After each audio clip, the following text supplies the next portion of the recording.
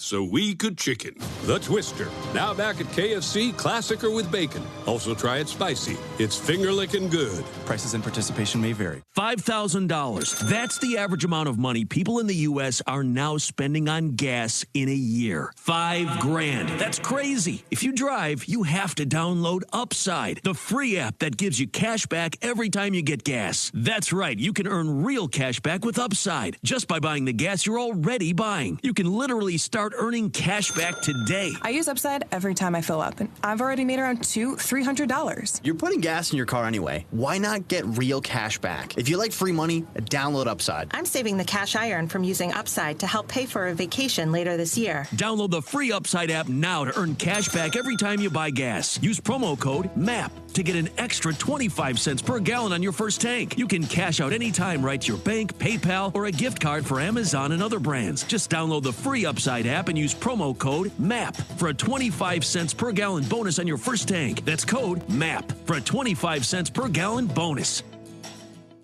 What do you get when you combine a former MLB GM, two former players, fantasy experts, and sharp wagerers in one baseball draft? It's the 2026 VSiN MLB Futures Draft. Join us on Tuesday, March 3rd at 1 p.m. Eastern as our team of experts select their division, league, and World Series champions. Plus, they'll choose award winners for the upcoming season. It's the 2026 VSiN MLB Futures Draft. Tuesday, March 3rd at 1 p.m. Eastern on VSiN, the Sports Betting Network. VSiN by the books with Dave Ross and Jensen Lewis. So when you look at the MVP markets here in the National, it's no surprise that Shohei Ohtani is the favorite, but he's odds on. I get it. He's a unicorn. He does things we're just probably never going to see again in the game.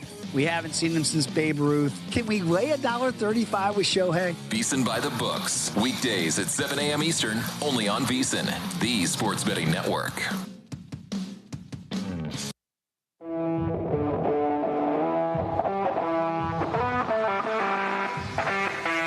This is VSiN Primetime on VSiN, the Sports Betting Network. Welcome back. Mike Palm, Matt Humans, Will Hill, VSiN Primetime, 3 hours tonight. Nick Bogdanovich of Boomer Sportsbook in hour number 2, and Ken Thompson, Las Vegas radio host and handicapper, along in hour number 3 as we officially tip off the Circuit College Hoops Challenge for the 4th year. Let's take a look at the field of contestants this year. We have the 3 former champs. Paul Stone, Texas handicapper. Paul is the 2025 champ. David Deneen out of Reno, former Cal Poly sharpshooter, the 2024 champ. And Will Hill, the inaugural champ in 2023. Chris Massaro, who won the Friday Football Invitational, the green jacket and the 15K. He's trying to double up here, Mike. Chris is on a good run here, and he did well in his live betting as well as the NFL this year. So good for him and try to stay hot. Las Vegas pro handicapper Doug Kazarian, Ken Thompson, Las Vegas radio host and handicapper. And then we get to the VSiN, some of the VSiN entrants. Mike Palm's good friend Joe Sorallo in this year. Yeah, he's a protege of Ben Wilson, so hopefully he's learned from the golden voice. Say, can Kazarian pick women's college hoops, or is this just men's? No, this is just men's. Okay, it's just men's. If this were a women's tournament, Doug would be the favorite. Oh, heavy favorite. And Kenny White would want in, right? Joe Sorallo, I believe, has called you his mentor. Correct, or did I get that crossed up? I think you might have misheard. Okay. Chip Chirimbus, veteran Las Vegas handicapper. Ryan Kramer, the NFL first touchdown GOAT from the Sports Gambling Podcast Network. Kramer's going to kind of combine in this entry with Colby Dant. The Professor, Aaron Moore, Tim Murray, Big Red, Greg Hoops Peterson, Dustin Sweetelson, JVT, and myself. And that's your field of 15 for the Circuit College Hoops Challenge. And the plays will be in by 8 a.m. Pacific time Saturday morning for Tim Murray's show. I'm a big fan of Professor Aaron Moore. I love that guy. He's a good writer. Good writer, and he's got some interesting angles on handicapping. Sports media professor at Rider University. Yeah. All right, so Will Hill, who do you make the favorite here for the Circuit College Hoops Challenge in 2026? That's a tough question. Geez, the favorite. I mean, you're up there. Chris Massaro's up there. Doug, this is a loaded class. I don't want to leave anyone out. I'll say you and Massaro are the co-short shots. How did I do making the odds? I don't know. I didn't officially make a favorite. I was in second late last year. Duke's demise brought me down. So in the Final Four, that was part of my downfall at the end of last season. Anyway, we'll talk more about this contest later in the show tonight. Mike, the Olympic gold medal hockey game on Sunday morning was sensational. 5 a.m. Pacific time. That was one of the better hockey games I've seen in a long time, at least on that type of stage. What was the betting action like here at Circus Sports on that game? Because it was such an early start. It was really hampered by the early start time. It was underwhelming, but the crowds were good. We probably had 100 people in the stadium seating on the sides. Although we didn't officially activate the book with cocktail or food service. We did open Bar Canada due to demand, and it was standing room only at Bar Canada, mostly Canadian fans over there. But I don't know. I'm hard pressed to find a better 2-1 hockey game that you'll ever see with that much on the line. Outstanding. Were the Canadian fans just crushed when it ended? I'll tell you a brief story. Were you there at the time? I was not. I was you were out of town? No, I was at home watching. Oh, okay. And then I came in to do the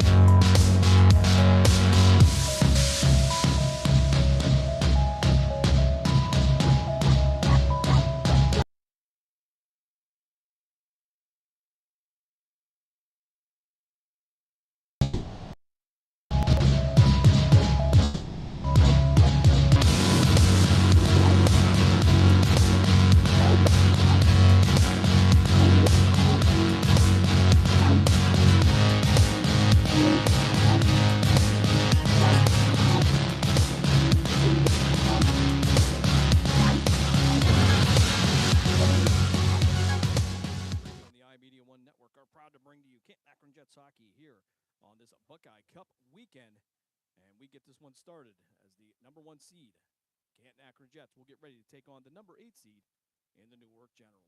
Hello everyone, Jim Craven with you. I atop the Goggin Ice Center here in Oxford, Ohio. Beautiful day here down on the campus of Miami University as we get ready for the Canton Akron Jets to try to repeat as the Buckeye Cup champions. Of course, last year they won this one in overtime.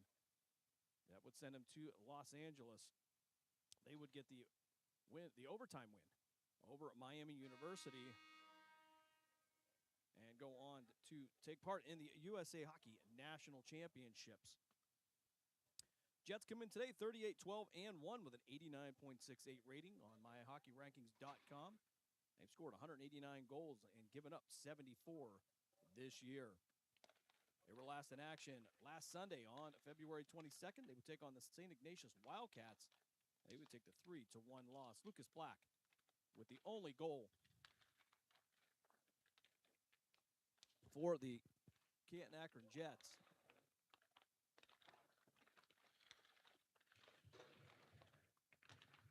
And Connor Mold would take the loss in net. We're going to step aside for a timeout real quick.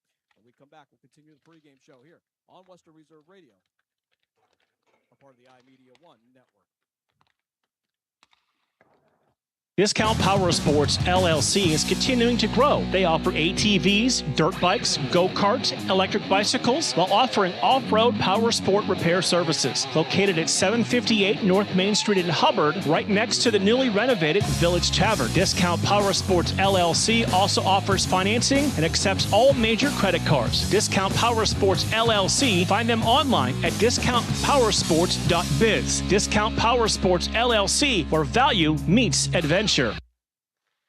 During the fall and winter, grilling season never ends, and Gessler Propane is your local supplier that makes sure you get your hard-earned money's worth. Why go to gas exchanges to pay higher prices for tanks not filled to capacity? Gessler Propane makes sure you're prepared for year-round grilling with 100% filled tanks at a reasonable cost. See Bob Monday through Friday, 10 to 4, and Saturday, 9 to 3 at Gessler Propane, 702 Youngstown Poland Road, Struthers, or call 330-755-9119. Gessler Propane. They got gas.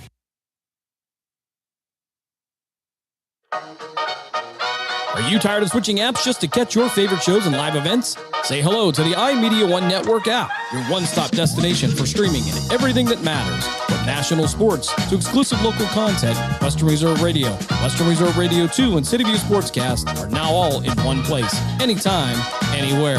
Download the free iMedia One Network app on iOS and Android and unlock the future of sports audio in the palm of your hand. The iMedia One Network, your sports app in the Valley. Lena's Pierogi House is your home for the area's best variety of pierogies. Daily specials include the Polish platter, the Hungarian platter, stuffed cabbage, and halushki. Having a last-minute get-together? Lena's has you covered with a wide variety of frozen take-home pierogies and dumplings. Go to Facebook at Lena's Pierogi House to see the weekly lineup of available flavors for dine-in or carry-out. Catch the best at Lena's Monday from 10 a.m. to 4 p.m. and Tuesday through Friday from 10 a.m. to 8 p.m. 20 North Main Street in Hubbard or call 234-254-8532. Village Tavern's been a beloved local landmark in Hubbard, Ohio for nearly a century, and now it's better than ever. Recently renovated and still serving up the same warm hospitality, the Village Tavern is your go-to spot for great food, cold drinks, and a laid-back atmosphere. Whether you're stopping in for dinner, catching up with friends, or just looking to relax, you'll enjoy a full menu of American favorites, rotating drink specials, and friendly service that makes every visit memorable. Be sure to visit the Village Tavern at 746 North Main Street in Hubbard, right next to Repair That Glass. To learn more, go to villagetavern3.com. Someone's got to set the tone out there, boys. Someone's got to set it. The station that sets the tone for Youngstown Phantoms hockey is Western Reserve Radio. WRDB, The Scourge. You're listening to Canton Akron Jets hockey on the iMedia One Sports Network.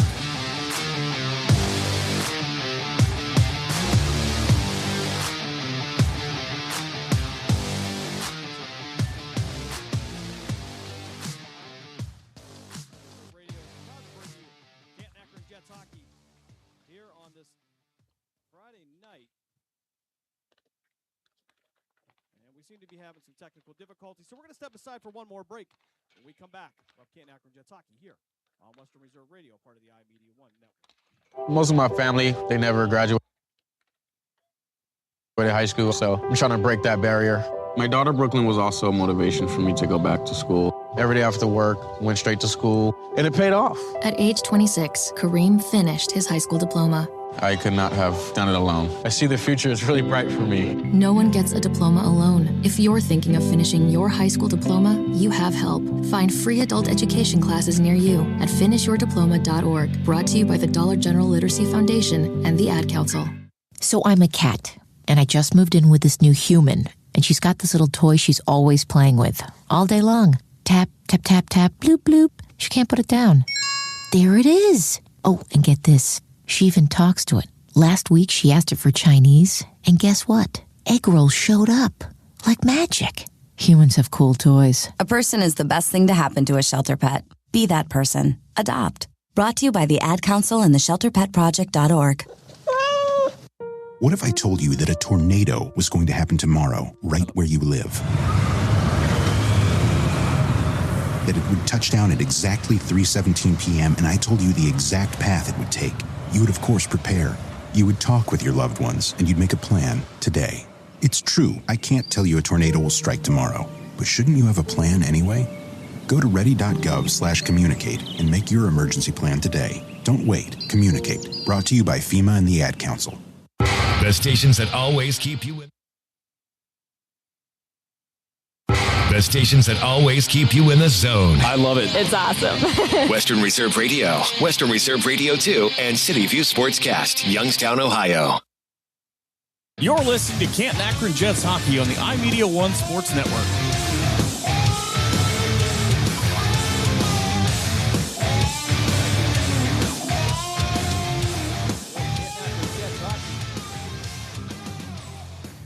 Get ready to take on the Newark Generals. The Generals 15-20-1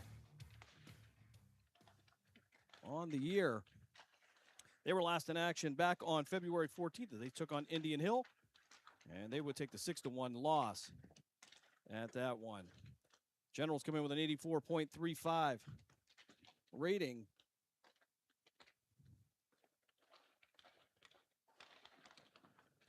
And they are coached by Pat Brighton, Steve Priano, and Ernie Morris. Canton Akron Jets are coached by head coach Sean Houston, assisted by John Evans, Mike Furlong, and Ethan Everhart. We'll step aside for one more time out. When we come back, we'll have Canton Akron Jets hockey here from Oxford, Ohio. You are listening to the 2026 Buckeye Cup here on Western Reserve Radio, part of the iMedia One network. Keyboard Cat, Hamilton the Pug. Keyboard Cat, Hamilton the Pug, and Toast Meets World. These are some of the internet's most beloved pets. And they all have one thing in common. Their stories started in a shelter. Start your story. Adopt a dog or cat today. Visit theshelterpetproject.org to find a pet near you. Training that pet to play the keyboard, that's optional. Start a story. Adopt a shelter or rescue pet today. Brought to you by Maddie's Fund, the Humane Society of the United States, and the Ad Council. Okay, what are you wearing right now? Nothing. That's right. So mommy's going to teach you how to dress yourself. Underwear always comes first, name tag at the back, then pants, then shirt. Get the first button in the right hole or you have to start all over. Socks going first, then shoes, right on right, left on left. With shoelaces, just take the ends, cross them over, switch the loops, the rabbit goes down the hole, pull tight, and you're left with bunny ears. Got it? Why are your pants on your head? Most parenting is hard to do in just 2 minutes. But 2 minutes twice a day making sure they brush their teeth is easier, and it could help save them from a lifetime of tooth pain. Visit 2min2x.org to find out more. A message from the Partnership for Healthy Mouths, Healthy Lives, and the Ad Council. How's it going? I'm having a stroke. Are you going to shake my hand? I'm having a stroke. Wow, you're not even moving your arm. I'm having a stroke. When someone is having a stroke, they may not be able to say it with words, but their body language will tell you loud and clear. Look for FAST. F, face drooping. A, arm weakness. S, speech difficulty. T, time to call 911 immediately. Know the sudden signs. Spot a stroke fast. Visit strokeassociation.org. Brought to you by the American Stroke Association and the Ad Council. The storks are bringing me a baby brother. We can do this together. All right, let's go. Storks know how to keep kids safe. Do you? What? Oh my gosh, you don't know. I know. You don't? Oh man, you laugh when you're uncomfortable. No. Making sure your child is in the right car seat is one of the steps to safer travel. I will rock this. You will rock this. To know for sure that your child is in the right car seat for their age and size, visit safercar.gov/the right seat. Cool. Very cool. Brought to you by the National Highway Traffic Safety Administration and the Ad Council. To the stations that are always ahead of the game. Western Reserve Radio, Western Reserve Radio 2, and City View Sportscast. Youngstown, Ohio. You're listening to Canton Akron Jets hockey on the iMedia One Sports Network.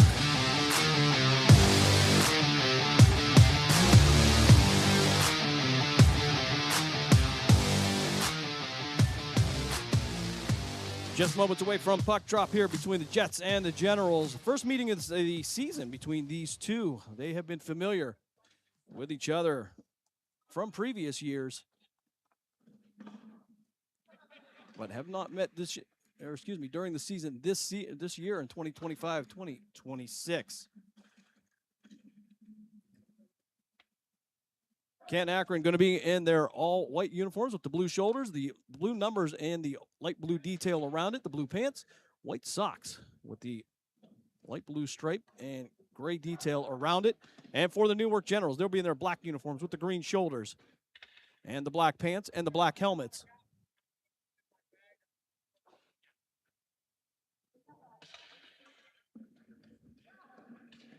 This will be game one. Previous game prior to this, the Dayton Stealth get the win over the Indian Hill, Winter Rangers.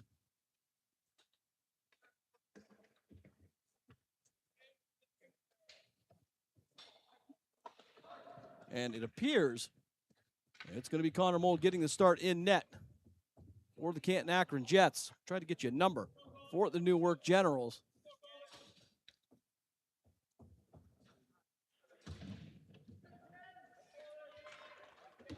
General's going to be in the net to our right. Connor Mold will be in the net to our left as Ollie Stagmeyer will step in to take this one to get it started for Canton Akron. Braden LaChance on the ice. He's been out for a little bit, been a little banged up, but glad to get him back as we are underway. And that is going to be Drew Kelly in net for the Newark Generals, and the Generals now going to chase this one into the far right corner. Ollie Stagmeyer right there. And he'll have to battle around Noah Panvin. Generals trying to get this one out of the zone, bring it through center. Craven in front of him prior to his left. From the left circle, Craven going to take the path away from Panvin. They'll work from behind the goal line from the right of Connor Mold. LaChance working this one off the far board, trying to get it out to Stagmeyer. It'll be a general that will go down on his back. That's going to be Cohen Fisher. And the puck loose at center. Black to the near side. Lucas Black working from the right circle to the inside. He'll have the pucks knocked off his stick. It'll be fed out to center and picked up by the Generals. They'll work this off the board in front of the Generals bench and all the way back behind the goal line where Jack Barbieri will pick this one up. They'll send this one back out to center. The Generals trying to feed it, but it's going to be Max Morrow trying to work it forward. Morrow, actually the former Newark General. Now, Canton Akron Jet. And Newark working from behind their own goal line here. Going to chip this one out to center. Kept in by Mason Doris. And just going to slide out to center. Fed back to Morrow. Morrow taking the shot. Going to go high over the head of Kelly. And into the glass. Low right corner now. As Canton Akron will keep this one. Rossi nicely there. They'll feed this one out. Ethan Bell tried to get to it. Newark player had it. He'll blow a tire. And it's going to be Jack Johnson from the far side. It's going to send it to the near side. Try to get it to Enders, but it'll go off his skate. And they're going to have an icing call coming up. Icing call coming up against the Newark Generals. We will pull this one all the way down to the right. The Jets working from left to right. Newark working from right to left. I'll drop this one in the left circle to the right of Kelly.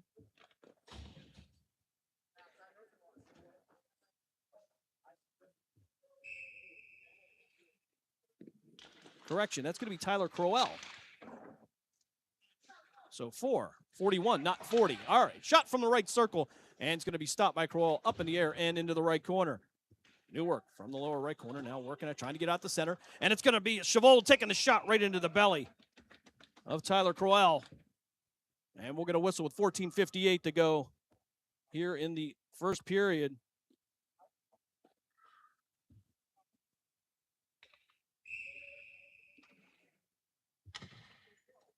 Face off in the left side here. That's going to be Dan Siv, another one coming off some bumps and injuries. Getting back on the ice here for this big weekend. Newark will pick this one up after Siv sent it in the far right corner. And it'll be the Generals through center. Deacon Johnson coming in, knocking everybody off the puck. And it'll work down in the low left corner. Jets working off the boards past Chavold. This one will drift down towards Crowell. And he'll return the favor right back out to center. And this one will end up on the bench of the Newark Generals. 14:38 to go here in the first period. We are scoreless.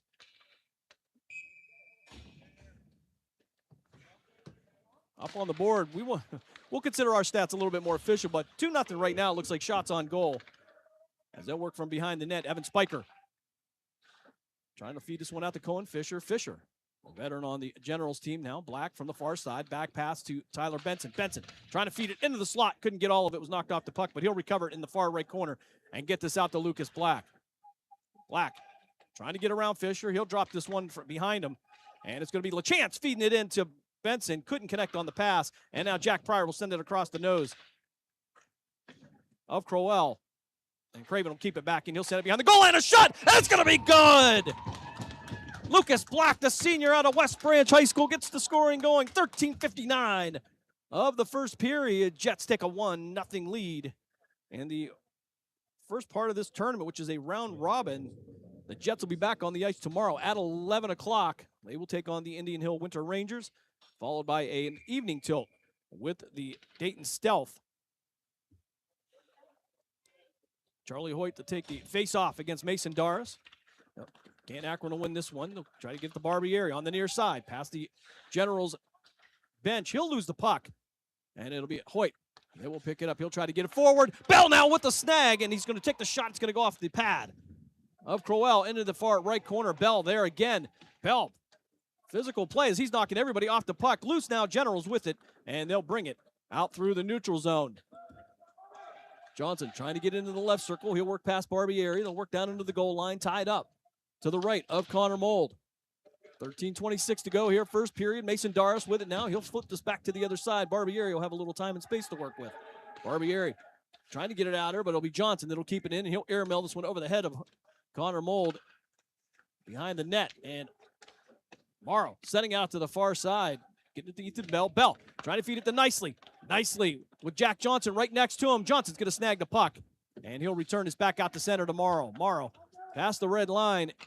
into the general zones, takes a shot, and it'll go off the belly of Crowell.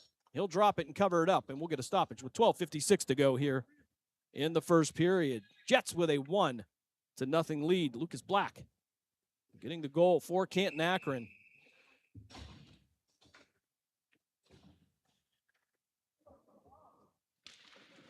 Face off in the left circle.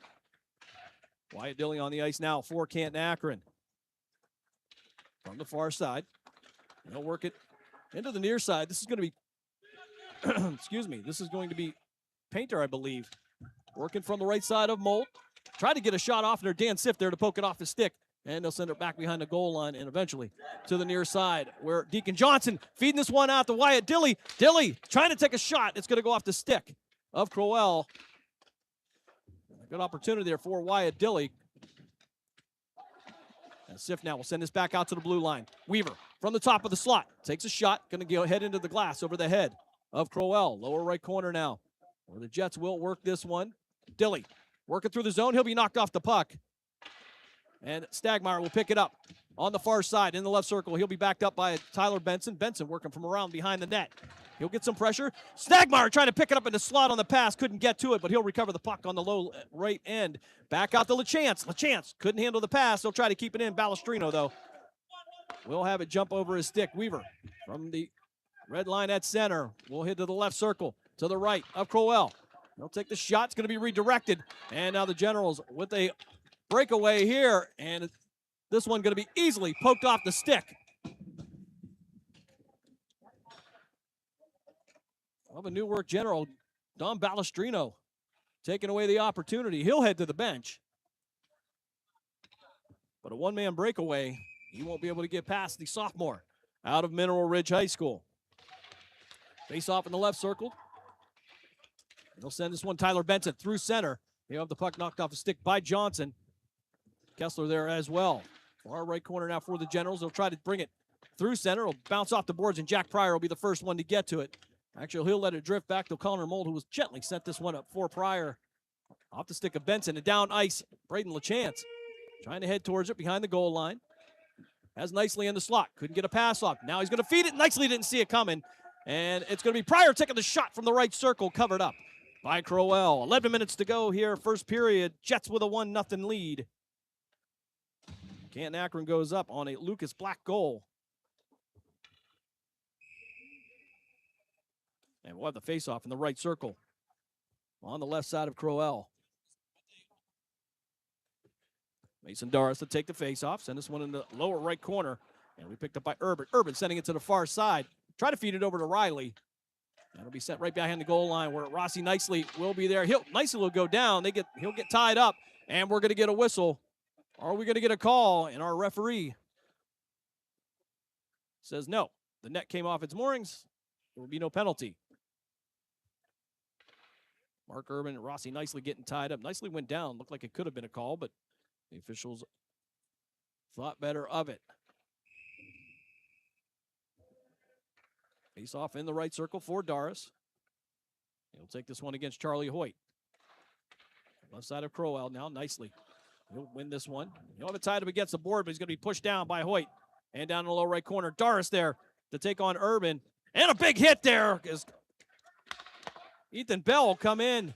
And Craven will dump this one down in front of Crowell. And we're going to get an icing call. Oh, excuse me. That's going to be Kelly with the puck. My apologies. Jumped the gun on that one. And we'll have a change on both ends. Chabot, Johnson, Barbieri, Morrow, and Dilley.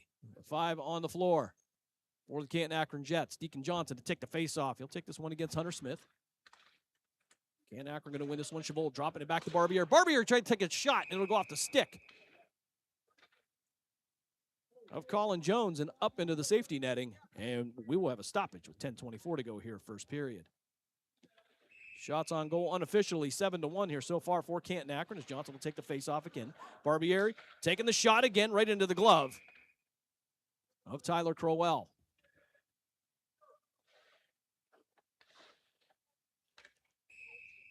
Jets back in action tomorrow morning, 11 a.m. right here at the Goggins Center.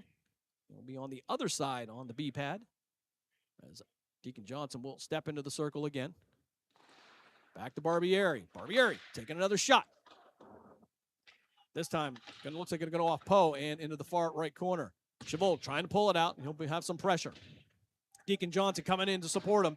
And now Max Morrow stepping up, trying to keep it in the zone. Left circle as the puck bounces around. Dilly tried to get a shot off, didn't get all of it.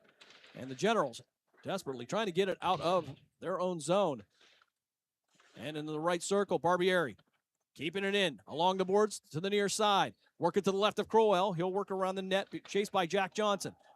He'll try to feed it in the slot. It'll be redirected. And another feed, trying to get it Barbieri from Johnson. Couldn't connect on it. Morrow from the blue line, taking the shot. It's going to be redirected. It's going to go off a General. But they'll keep it in the zone and in the low right center or low right corner. Well, the Generals finally will clear this one out. Lucas Black will pick it up, send it to the far side. He'll get it out to Barbieri. And Barbieri from the left circle takes a shot, and it's going to go down into the low right corner. Tyler Benson coming in. The feed it to Black. Black working from behind the net. Trying to feed Barbieri in the slot, but it'll bounce to the far side. Stagmeyer keeping it in the zone. Has Benson in the slot. Has Black right there. He takes a backhanded shot. It's going to be redirected in the lower right corner by Crowell. Benson from around the far side. He'll drop this one. He'll get it out to the point. Barbieri stepping inside. Trying to take the shot, but two Generals there, and it'll be redirected. Black trying to work from around the back of the net. Almost got it in, and he's going to... Lucas Black said it went in. The official says no. The referee says no, and the crowd does not agree with him. And the dad's corner in the lower right here is letting him hear it.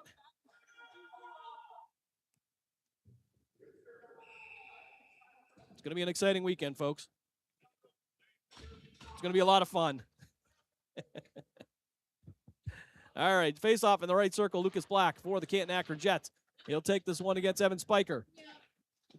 From the far side now, puck will trickle outside of the Jets zone. Stagmeyer will pick it up, tried to turn around to return it to the far side. Gage Weaver going to help him out, though. Feed it to Black. Black has Benson ahead of him to the near.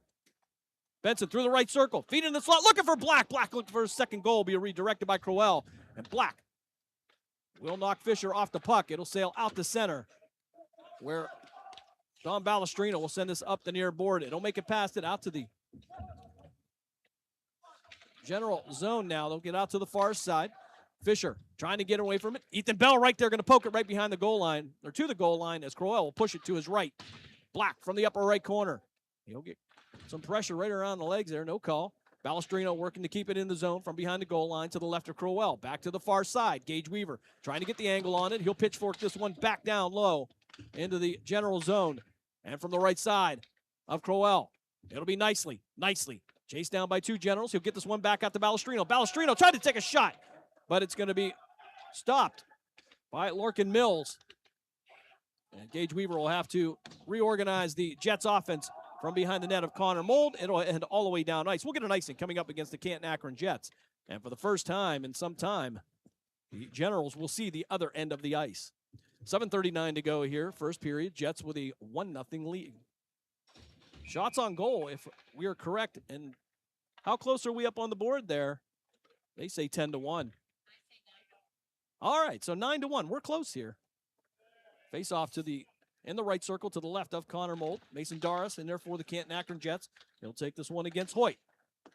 General sending this one down and behind the goal line. Craven getting there first. He'll battle. Trying to find an option and trying to work past Hoyt again. Hoyt from behind the net of Connor Mold. Trying to feed it in the slot. He'll feed it right to Mason Doris. Doris with some speed. He'll have Bell to his right. Two Generals in front of him. Now three. Enders there. And it's going to be Pryor coming in to back him up. He'll chip this one nicely into the slot. And it'll end up on the stick of Crowell. He'll push this one out to the far right corner. Ethan Bell feeding it to Doris. Doris sending it back to the far side. 7:03 to go here. First period. 1-0 is your score. General sending this one out to their own bench. And Jack Pryor going to swing around and send it down ice. And they're going to say icing, as Pryor did not make it across center ice. 6:54 to go here. First period. 1-0 is your score. Jets with the advantage. Big shout out and thanks to Mark and Dave back in Youngstown, taking care of us on the audio end. Face off in the left circle to the right of Connor Mold. Shot from off the face off will be stopped by the senior out of Poland Seminary High School. Face off at center again. Dan Siff, the sophomore out of Cuyahoga Valley Christian Academy.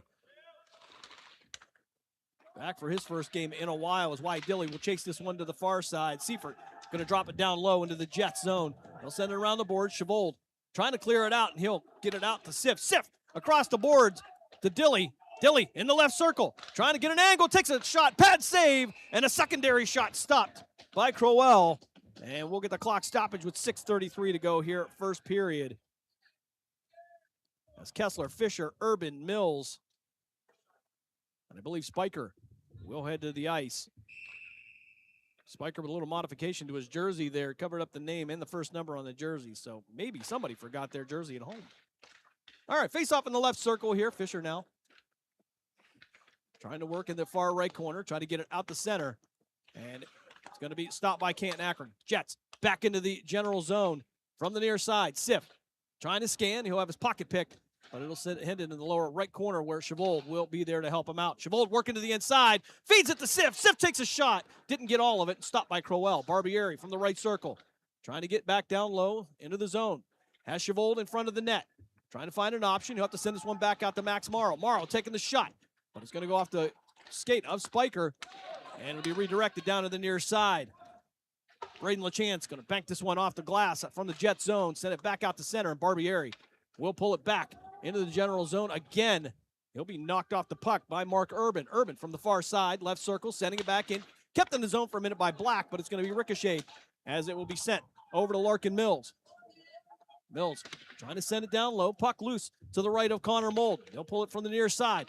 That's going to be Stagmeyer through center. He'll try to get through three black jerseys. He'll lose the puck. And from the near side, it will be Enders that will send it back down through. Weaver chasing it down. He'll reverse it, try to get it past Hoyt, and he'll send it to the far side to Stagmeyer. Stagmeyer sending it out to center, trying to get it to Braden LaChance. LaChance feed it in the slot, trying to get it to Stagmeyer. Puck's going to bounce, and it's going to go in on the third attempt. So from LaChance, and then they're going to say a high sticking, no goal. 5:02 to go here. They're going to wave the goal off. It was LaChance to Stagmeyer. The puck went up, and they're going to say a high sticking. And head coach Sean Houston just shaking his head a little bit, kind of like, yeah, I don't think he agrees with that call, but nonetheless, that will be the second goal that, well, we'll say the first one wasn't waved off, but we'll say it was questionable. All right, face off into the right circle to the left of Mold. This will be Hoyt taking the face off. He's going to be kicked out of the circle. They're going to send in Liam Riley to take this one against Stagmeyer. Stagmeyer spinning around. They'll win this one. Send it out to center. Couldn't control it. And it'll be sent back to Enders. Enders at the red line at center. We'll send this down to the far side. They'll kick it deep down into the Jets zone from the low left corner. Canton Akron going to airmail this one out to center. LaChance trying to get to it. You'll have to beat Seifert to it. Down behind the goal line, behind Crowell now, working in the slot. And it was Stagmeyer trying to feed Black. Black will be upended. And Newark will send this one down ice. We should get an icing call coming up against the Generals. 4:28 to go here, first period. Jets with a 1-0 lead.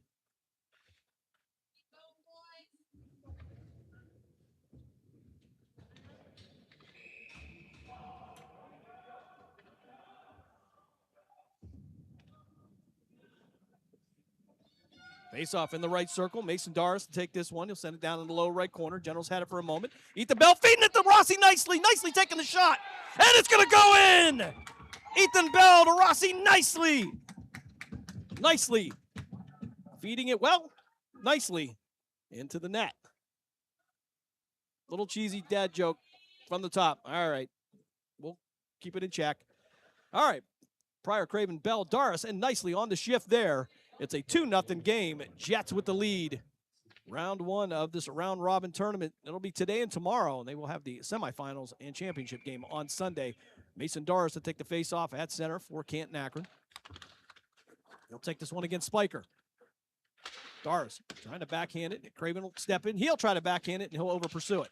Back out the center. Bell was there. Puck still loose at center. No possession. Finally, Ethan Bell out of Jackson High School, working it in the zone. He'll work around 2 or 3 black jerseys. And a shot from the high slot. And Doris will looking for the rebound shot. Won't get to it. Pad save by Crowell. Near side, Generals trying to clear it out. And they'll get it to the far side. Craven going to keep it in. Tried to send it out, but whiffed on the pass. And Pryor coming in to save him on that one. As Bell will send this one deep into the Newark zone. And Newark will return the favor. However, they're going to give it to the former General, Max Morrow. Into the zone from the high slot. Takes the shot. And it's going to be swallowed up by Tyler Crowell.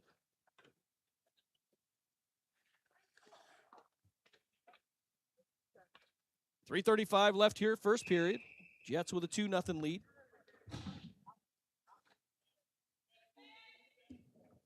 Face off in the left circle to the right of Crowell. Sif taking it for Canton Akron. Schavold stepping in. Morrow trying to get a shot off from the far point. Generals trying to just clear it out of the Jet zone. And they'll get it out to center. However, Deacon Johnson will spin around. Save this one. Barbieri had a chance at it. It'll head past Jones and down to the right of Connor Mold. Mold expecting an icing call, won't get it. Back out the center, and Painvin will wait patiently. They're going to say no icing on this one as it'll head back behind Crowell.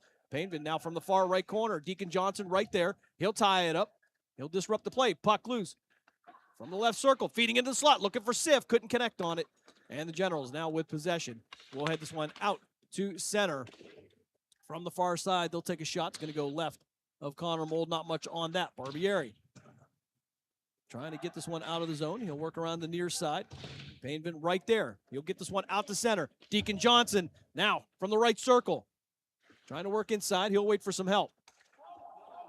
Johnson giving it to Weaver. Weaver took a shot from the near point, but too much English on it. It'll go wide left, head up behind the slot, and Jets will keep this one in. Morrow feeding this one to LaChance. LaChance takes a shot right into the chest of Tyler Crowell. Crowell with the save with 2:21 to go here in the first period. Jets with a 2-0 lead. Jets the number 1 seed, Newark the number 8 seed. As well, the faceoff to the left here to Lucas Black. And on the right side of Crowell. LaChance stepping in from the circle, try to keep it in. Newark, though, through center. It'll be Enders. Enders into the Jet zone from the left circle. We'll be content to just get this one deep. He'll feed this one into the slot, and it'll be swept away by Braden LaChance. LaChance now into the zone. He'll have Benson with him. 2-on-2. Trying to work in his zone. Benson's going to head into the net. He'll trip up. It'll come off its moorings. And we'll get a stoppage with just under 2 minutes to play here. First period. Benson waiting for the feed and had too much momentum going. No call on the play.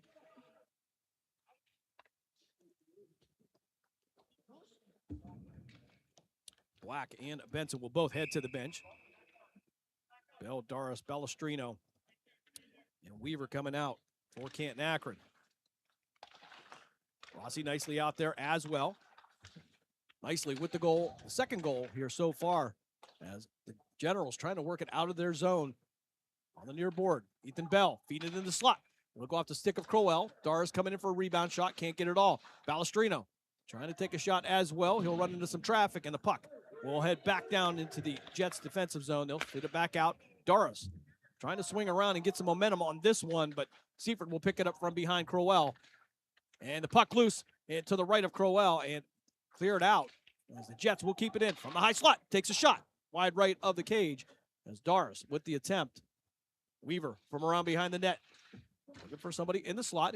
Hoyt right there to disrupt the path. From the far point, takes a shot, and it's going to bounce off the stick of Dilly and up into the glass. This one will stay in play.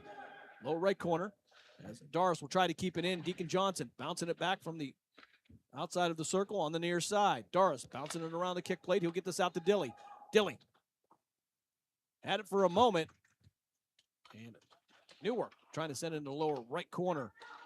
As Ballestrino will come in, he'll keep this one deep into the general zone. Low right corner here. And Ballestrino taking a backhanded shot, and he scores! A sophomore out of Mineral Ridge High School, Don Ballestrino, gives the Jets a 3-0 lead. 39.1 seconds left here, first period. Jets on a roll.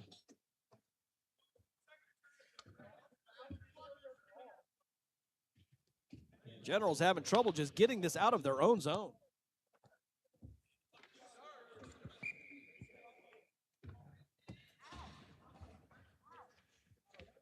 Face off from center. It'll be Stagmeyer for Canton Akron. Official's going to back Benson out a little bit, trying to get an advantage here. Urban now from blue line, sending it out to center. This time it'll be Mills sending it deep into the Jets zone. Craven from the far left corner had it, and he'll get tripped up. No call there as a General was going down. Craven going to send it to the far left corner. He might have pushed it out with his hand. And now the Jets through center. Feeding this one out to Stagmeyer. Stagmeyer overrun it, and it'll head into the boards between the benches. Still on the ice. He'll take a shot. It'll go to the left of the net. Gavin Kessler with the attempt. Puck now low left corner. Craven trying to get it out, and we're going to get the horn here as we come to the end of the first period here in Oxford, Ohio. After one, the Jets take a 3-0 lead over the Newark Generals. We'll step aside for a quick timeout. You are listening to Canton Akron Jets hockey here on Western Reserve Radio, part of the iMedia One network.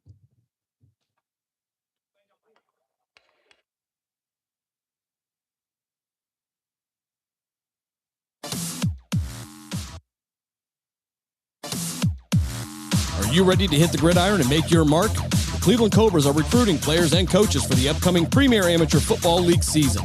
We're looking for passion, grit, and the relentless drive to win. Whether you're a seasoned vet or hungry rookie, your shot starts now. Join a brotherhood, build a legacy, strike with the Cobras. Follow us on Facebook at Cleveland Cobras Football, or for league information, visit PAFLfootball.com to get started today. Team Pride Cobras.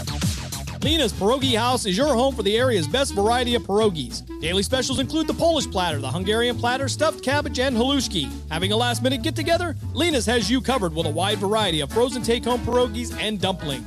Go to Facebook at Lena's Pierogi House to see the weekly lineup of available flavors for dine-in or carry-out. Catch the best at Lena's Monday from 10 a.m. to 4 p.m. and Tuesday through Friday from 10 a.m. to 8 p.m. 20 North Main Street in Hubbard, or call 234-254-8532. Someone's got to set the tone out there, boys. Someone's got to set it. The station that sets the tone for Youngstown Phantoms hockey is Western Reserve Radio. WRDB, The Scourge. You're listening to Canton Akron Jets hockey on the iMedia One Sports Network.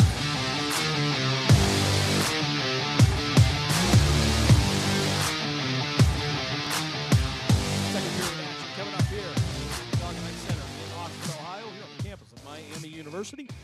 Canton Akron takes a 3-0 lead over the Newark Generals. Goals coming from Lucas Black, Rossi Nicely, and Dom Balestrino to get this one started. Game one of this Buckeye Cup tournament. And we'll switch sides of the ice as Tyler Crowell will be in the net to our left. Connor Mold will move to our right. The Jets will look to keep their momentum going. They'll be back on the ice tomorrow at 11 a.m. They'll take on the Indian Hills Winter Rangers. A couple of meetings between Canton Akron and Indian Hills. Canton Akron winning all of those this year. As Hoyt will take the face-off against Stagmeyer. They'll send this one back into the General zones.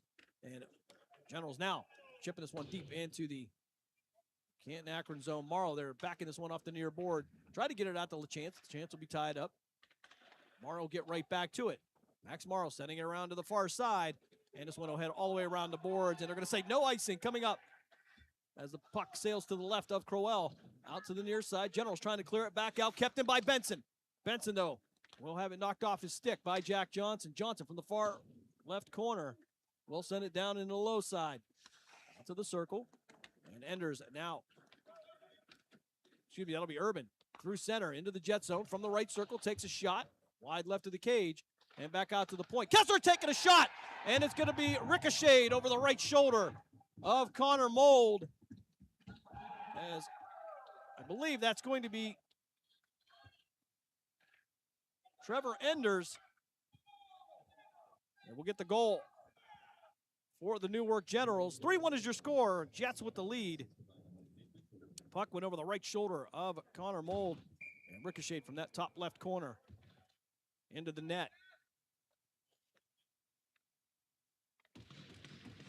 Mason Doris to take the face-off against Spiker. Canton Akron going to have this one for a moment to send it out to the far side.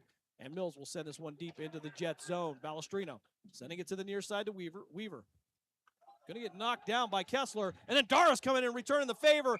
And we're going to get a penalty here. And it's going to be Canton Akron going to the penalty kill, as it's going to be a roughing call coming up against Mason Doris. Doris, second man in after Gage Weaver took the hit, as he and Balestrino were working from behind the net of Connor Mold. Generals will go to the power play. 15:55 to go here, second period. Jets with a 3-1 lead. Pryor, Stagmeyer, Black, and Craven will be the PK unit here, as we'll have the face-off in the right circle to the left of Mold. Spiker in the circle. And Ollie Stagmeyer will take the face-off for Canton Akron. He'll send this in the low right corner. Pryor getting there quickly. Send this one around the boards. And this one will head all the way down the length of the ice. Stopped by Crowell. Back out to center. Black with it in the left circle. Work it to the inside. He'll drop it for Stagmeyer. Stagmeyer taking the shot. And it's going to be a pad save by Crowell. Generals trying to clear it out to the far side. A pass to Kessler was not seen. And it would be Painvin getting to it first. He'll fall down. Black working from around the back of the net. Works to the inside. They're going to knock the net off its moorings, as the clock will stop at 15:27 to go here in the second period. Newark with 1:33 left on the man advantage. 15:27 left here, second period. And so far, it has been the Jets out shooting Newark on the Generals power play from just outside the Newark zone now. It'll be Hoyt taking the draw for Canton Akron. Bell now on the ice for Canton Akron. Benson will take it for CAK. Canton Akron going to win this one. Bell going to keep it in the zone. He'll get it to Benson. Benson in the left circle. Taking his time. And the Generals now will pull this one out finally, as Hoyt now through center will be chased back down by Bell. He'll finally get this over to Riley. Riley sending it around the far board. And Benson doing a great job of getting this one out of the zone and back through center, as Seifert will set it up from in front of the Canton Akron Jets bench. Hoyt now far side. He'll deliver it out there as Pryor will take the path away. Craven getting there as well. He'll bank this one off the boards, and it's going to head out of the zone. Ethan Bell, he's going to race Seifert down into the zone, takes a shot, and it's going to go, I believe, off the stick of Crowell and up into the glass. But another shot on the PK for CAK. Puck loose now. Riley sending it to the far side. He'll get this one out to Urban. Excuse me, that'll be Enders on the far side. Generals through center now, sending it down to the right of Connor Mold, and we're going to get an icing as Craven will let it go. And it'll be 34 seconds left on the man advantage for the Newark Generals. Generals trail by a score of 3-1.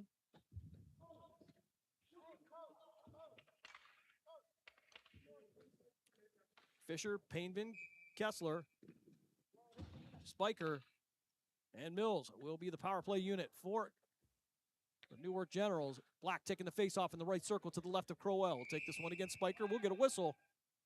And the referee will throw Spiker out of the circle. He'll be replaced by Larkin Mills. Puck to the far board now. Stagmeyer there. Trying to battle for this one against Painvin. Working around the net of Crowell. Feed it in the slot. Looking for Black. Couldn't get to it. Stagmeyer getting tied up in the upper left corner. Black will come in for support. He'll send this one around the back of the boards to the low left corner. Fisher will jump over it. And Fisher in the low left corner, tied up by Stagmeyer with just 10 seconds left on the Generals power play. Spiker sending it to the far side. He was looking for Mills. Mills had to come back for it. Mills fanning on a shot to send it back around the boards, around the net. And the Generals will have it. However, Barbieri keeping it in the zone. He'll send it to the lower left corner, and that will kill off the penalty. Generals are 0 for 1 on the power play, as Doris will go back to the ice. Back and forth behind the net of Crowell. Looking for an option. Taken away from him on the near side. Kessler through center. He'll get this one back out to the red line. Barbieri, though, right there, take the path away. Thor Chavold coming in, trying to get it out of the zone. He'll get it just past, as Mason Doris will feed this one to a teammate trying to get a number on. That's going to be Barbieri, and it'll be knocked off of his stick. And in the upper left corner, Fisher right there. Barbieri from the circle, feeding out to Morrow. Morrow taking a shot. It's going to go off the stick of Kessler and end to the seating. We'll get the whistle. 13-11 left here, second period. Shots on goal here through a period and a half, nearly 20-1.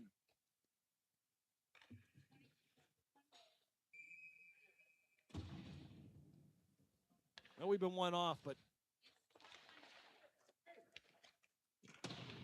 Dilly taking the shot from the high slot. From the far side now, Deacon Johnson spin around. He'll feed Dan Siff. Siff feeding it to the right circle. Try to get it to Deacon Johnson. He'll be tied up.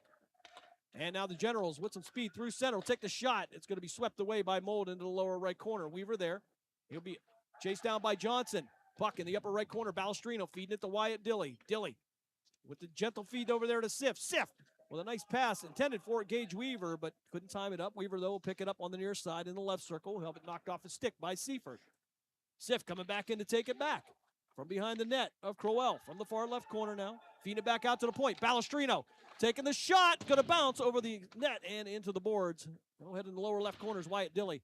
We'll feed it to Deacon Johnson. Johnson trying to get past Hunter Smith. Evan Seifert from the far side, trying to send it around the boards as Dan Siff will keep it in.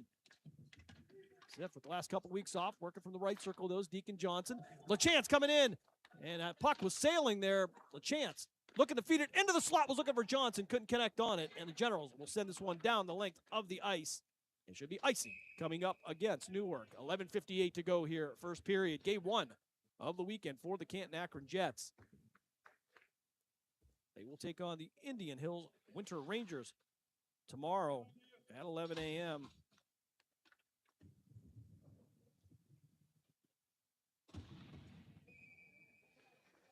Face off in the left circle. To the right of Crowell.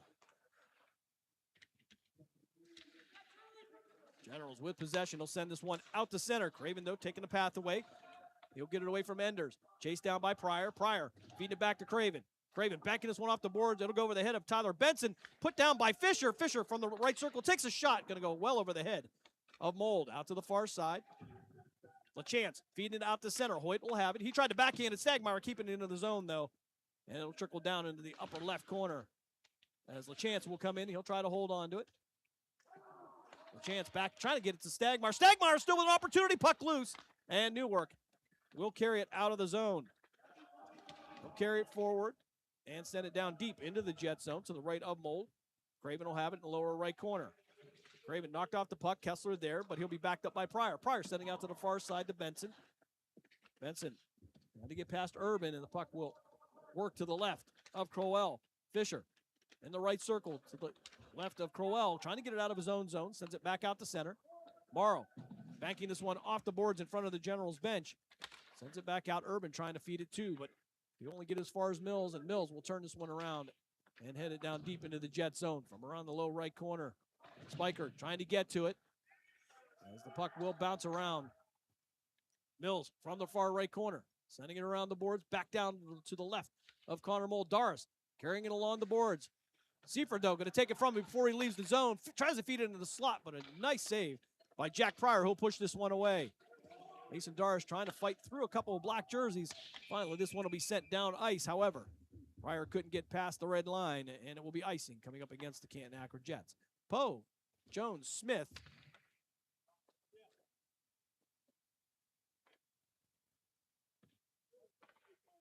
And Jack Johnson, as well as Seifert, out for the Newark Generals. 10:16 to go here, second period. Jets with a 3-1 lead. Barbieri from behind the net of Mold. He'll backhand this one out to center. Try to feed it to Chavold. Chavold out to center. Taken by Johnson. High up in the air. It'll be put down back on the ice by Jones. Colin Jones will lose this. CAK will have possession. He'll send it to the near side. Barbieri. Cross center ice from the left circle. Takes a shot.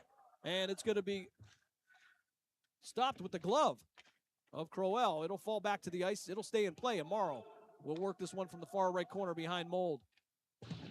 He'll have to get this one around Poe. It'll send back out to center. And no icing coming up as it'll sail back around behind the goal line. Jack Johnson for Newark. Trying to set it up. He'll feed it over to Seifert on the near side. Back out to the far side. Barbieri coming in. He'll go down. Puck will be sent back out to center. But it won't go too far as Chavold will send it down in the low left corner. Lucas Black back on the ice. Will feed it on the near side. Riley had it for a moment, taken away by Black. Black working from the left circle, takes a shot, and it's going to go in. Lucas Black with his second goal of the night. Gives the Jets a 4-1 lead. 9-11 left here, second period. Lucas Black, 2 goals on the night. Long way to go in this one, though.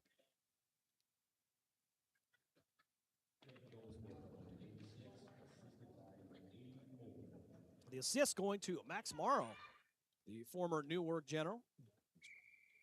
Got to be happy about that. Hoyt ready to take the face-off against Lucas Black.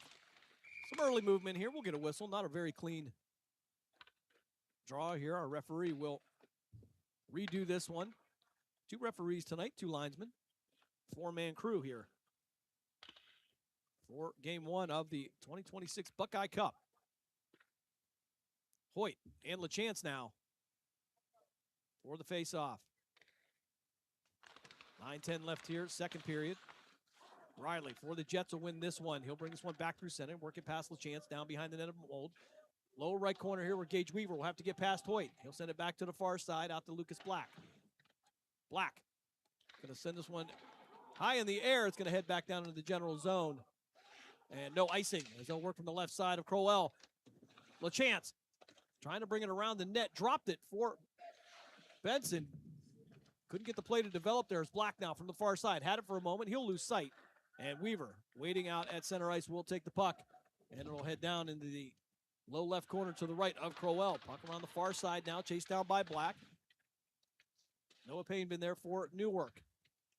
Fisher from the left circle. Have the puck knocked off his stick.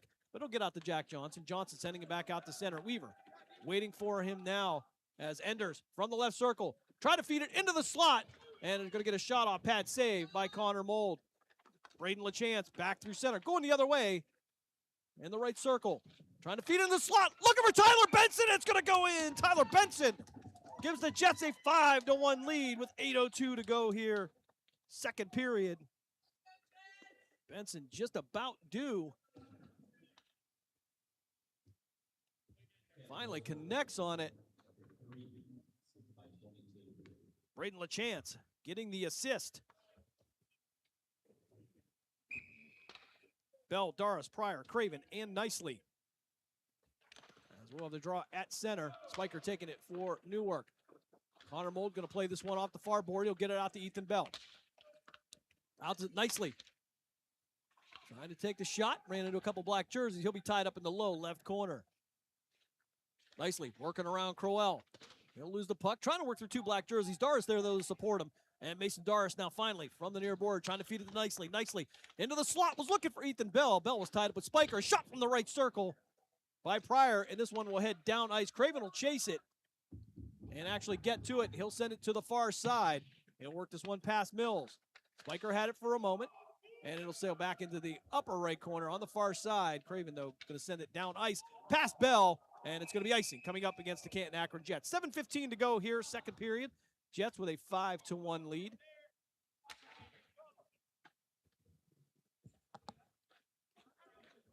Urban, Fisher, Smith, Painvin,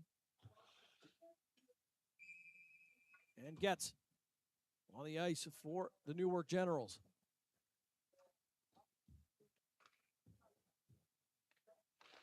Face off in the left circle. Morrow chipping this one off the board, trying to get it past Fisher, trying to get it out of the Jet zone. Dilly there as well. Dilly pulling it out of the zone. He'll be knocked off his stick by Smith. And Sif will back him up. He'll backhand this one nicely out to center. And he'll get it to Dilly. Dilly taking the shot off the stick of Crowell.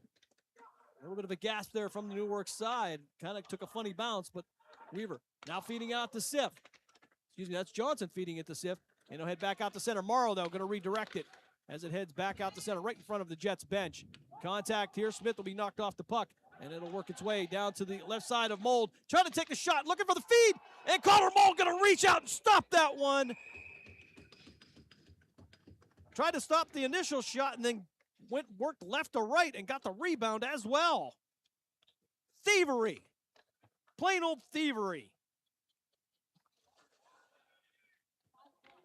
Outstanding work by the senior out of Poland Seminary High School. LaChance goes over and gives him a little pat.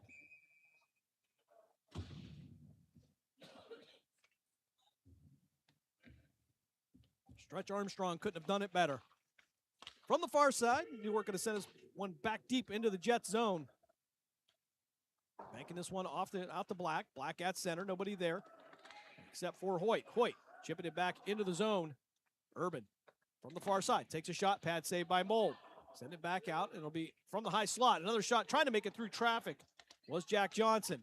However, Stagmeyer carrying it through past the red line. He'll chip this one down to Crowell. Crowell will cover it up as Lucas Black was coming in, trying to sneak one past him.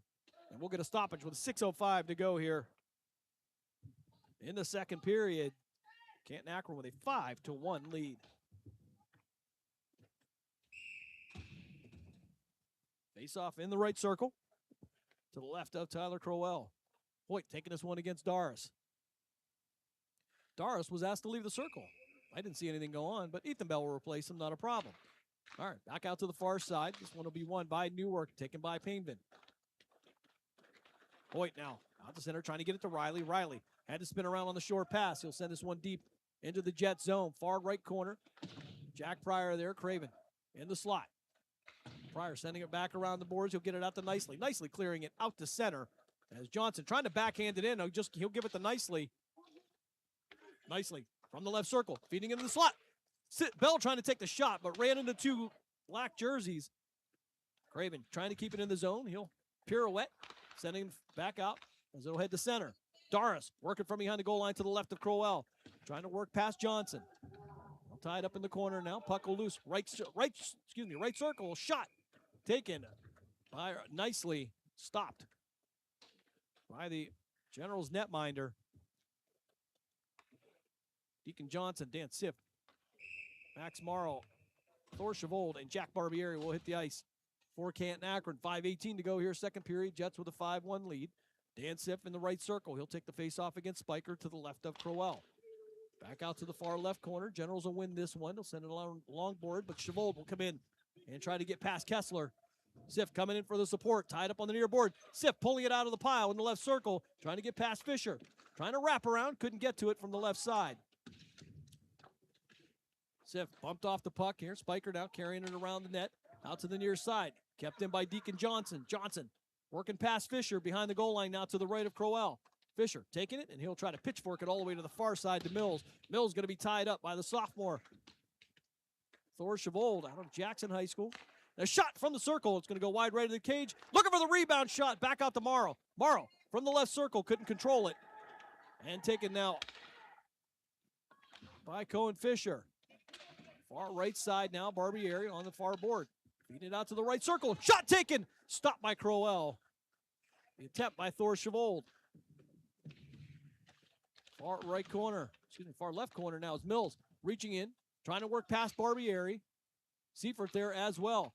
Benson from behind the net, trying to feed Barbieri, and we're going to get a whistle as bodies will pile up in front of Crowell. No call, no extracurriculars as well. Johnson, Urban, Poe, Jones, and Smith. It'll be the line out for Newark. Black, Benson, Weaver, Balestrino, and Stagmeyer for Canton Akron. Face off in the right circle. Black sending this back to Tyler Benson. Benson trying to keep it into the zone here now. Newark trying to get it out. Stagmeyer finally with it will keep it in. Tried to feed it to Black and pushed away by Crowell. Tyler Benson from the far left corner giving it to Black to the left of Crowell behind the goal line. They'll work to the far side. Back out to the point. Don Balestrino looking for his second goal of the night. Pad saved though by Crowell. Low left corner now. General's going to try to sweep this one out. Try to feed it over to Colin Jones, but he overshot it. And we'll get an offside, I believe, against the Jets. 3:37 to go here, second period. Jets with a 5-1 lead over the Newark Generals.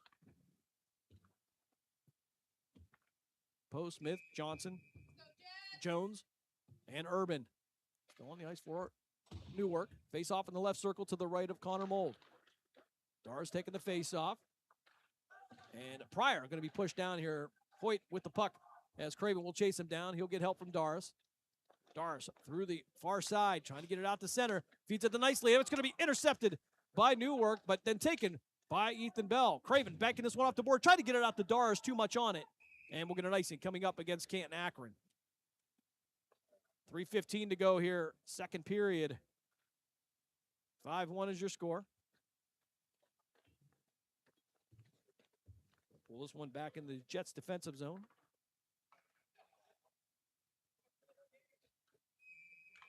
Nobody in the circle here. Finally, we'll get somebody. Hoyt taking this one for Newark. Shot from the point, taken by Johnson. And stopped by Connor Mold. Shots on goal. Well, I don't think they're keeping up with it anymore. It says 32-1. I think somebody gave up. Face off in the right circle for Hoyt and Doris. Jets going to win this one out to the far side. Ethan Bell trying to get into the zone. Has Johnson in front of him. He'll have it knocked off his stick. The puck sent back out to the far side. Mason Doris, though, trying to keep it in. Hoyt there. He'll feed it out to him as he'll get out through center. Pryor taking the lane away. Newark sending this one around the boards. Craven will chase it down into the lower right corner. He'll feed it out to Bell. Bell with a nice touch pass out to Doris, but he's going to get hemmed up by Hoyt, and Newark will reset from their own defensive zone. Back out to center for the Generals. Puck loose now. Doris from the far side. Trying to get past Hoyt. They'll just pitchfork this one down into the upper left corner, and they'll go for a change. Chavold, Dilly making their way to the ice as well as Deacon Johnson. Dilly from the left circle. Little tap there. Crowell actually saw it and pushed it away. Now back out to the far side. Dilly sweeping this one back around. Will be sent out to the Generals bench. And Johnson will kick this one back behind the goal line where Pryor and Morrow will wait for it. Dilly in there as well. Puck loose, high slot, pulled away by Jack Pryor. Pryor trying to race through it. Puck trailing down. He and Fisher racing to it, and they're going to get to it simultaneously, and the puck will end up in the far board. Deacon Johnson coming over, feeding it to Dilly. Dilly takes a shot. It's going to bounce, and it's going to land on top of the net. And Wyatt Dilly, about as close to a goal as you can get without actually getting it. No dilly-dilly tonight. 1:48 to go here, second period. Jets with a 5-1 lead. Benson, LaChance, Morrow, Stagmeyer, and Barbieri. For the draw in the right circle to the left of Tyler Crowell. Spiker taking the face-off for the Generals. Puck loose off the face-off. Out to the high slot. Morrow reaching and trying to keep it in, but Spiker going to bring it through center and out to the far side. He'll take the shot. It'll go off the boot of Morrow. Mold will have to play it and send it to the far side. Puck now loose. It'll head all the way down to the other side, and we went icing. And we will pull this back as the Jets will have a defensive zone draw with 1:32 to go here, third period. 5-1 is your score. Face off in the left circle. Spiker taking this one for Newark. He'll take this one against LaChance. LaChance sending it out to center. Newark returning the favor. He'll send it back down into the right circle. Morrow will have it. He'll get it to, looks like Stagmeyer. Stagmeyer spinning around here, pirouetting nice. As LaChance will chase this one. He'll try to beat Mills to it. Seifert sending it, try to send it back, but send it in the left circle to Stagmeyer. Stagmeyer taking the shot. And now LaChance dropping it for Stagmeyer. Far side. Mills coming in to pick it up. Actually, it'll be taken by Seifert, though. Kessler through center. He'll have the puck poked off his stick by Max Morrow. Barbieri chasing the puck now back down the far side to the left of Crowell. Looking for Benson. Work going on in front of there. No shots here. Feeding it finally over to LaChance. He takes a shot. It's going to be redirected out to the near side. Kessler feeding it out to the far side to Mills. Rossi nicely in front of him. Takes the path away. He'll have to send this one around the boards as Kessler will chase it in the lower right corner for Newark. Morrow right there as well, though. Benson with possession. Benson sending it through center. Getting it out to nicely. Spiker swinging a stick around here. He'll knock the puck off. Puck loose out at the blue line. Sent back out by Newark out to center. Mills sending it out to the far side. Was looking to connect with Jack Johnson, but he'll get the wrong Jack. It'll be Barbieri that will send it back down. Two on one right now. Feeding it to Bell. Bell couldn't connect on it. He'll send it back across the face to Doris. There was nobody. There is Morrow will try to take a shot from center ice. And I don't know what the call was on that, but whatever it is, the coaching staff simultaneously said horrible. We're going to go with that was bad. However, the referee will have a good laugh about it. I think we'll call that an incidental whistle. And that will bring us to the end of the second period here in Oxford after 2. The Jets take a 5-1 lead. We'll step aside for a timeout. When we come back, we'll catch up on the numbers, get you ready for third period action. You are listening to Canton Akron Jets hockey here on Western Reserve Radio, a part of the iMedia One network. Discount Power Sports LLC is continuing to grow. They offer ATVs, dirt bikes, go-karts, electric bicycles, while offering off-road power sport repair services. Located at 758 North Main Street in Hubbard, right next to the newly renovated Village Tavern. Discount Power Sports LLC also offers financing and accepts all major credit cards. Discount Power Sports LLC, find them online at discountpowersports.biz. Discount Power Sports LLC, where value meets adventure. During the fall and winter, grilling season never ends, and Gessler Propane is your local supplier that makes sure you get your hard-earned money's worth. Why go to gas exchanges to pay higher prices for tanks not filled to capacity? Gessler Propane makes sure you're prepared for year-round grilling with 100% filled tanks at a reasonable cost. See Bob Monday through Friday, 10 to 4, and Saturday, 9 to 3 at Gessler Propane, 702 Youngstown Poland Road, Struthers, or call 330-755-9119. Gessler Propane. They got gas. Are you ready to hit the gridiron and make your mark? The Cleveland Cobras are recruiting players and coaches for the upcoming Premier Amateur Football League season. We're looking for passion, grit, and the relentless drive to win. Whether you're a seasoned vet or hungry rookie, your shot starts now. Join a brotherhood, build a legacy, strike with the Cobras. Follow us on Facebook at Cleveland Cobras Football, or for league information, visit PAFLfootball.com to get started today. Team Pride Cobras. Village Tavern's been a beloved local landmark in Hubbard, Ohio for nearly a century, and now it's better than ever. Recently renovated and still serving up the same warm hospitality, the Village Tavern is your go-to spot for great food, cold drinks, and a laid-back atmosphere. Whether you're stopping in for dinner, catching up with friends, or just looking to relax, you'll enjoy a full menu of American favorites, rotating drink specials, and friendly service that makes every visit memorable. Be sure to visit the Village Tavern at 746 North Main Street in Hubbard, right next to Repair That Glass. To learn more, go to villagetavern3.com. The stations that always keep you in the zone. I love it. It's awesome. Western Reserve Radio, Western Reserve Radio 2, and City View Sportscast, Youngstown, Ohio. You're listening to Canton Akron Jets hockey on the iMedia One Sports Network.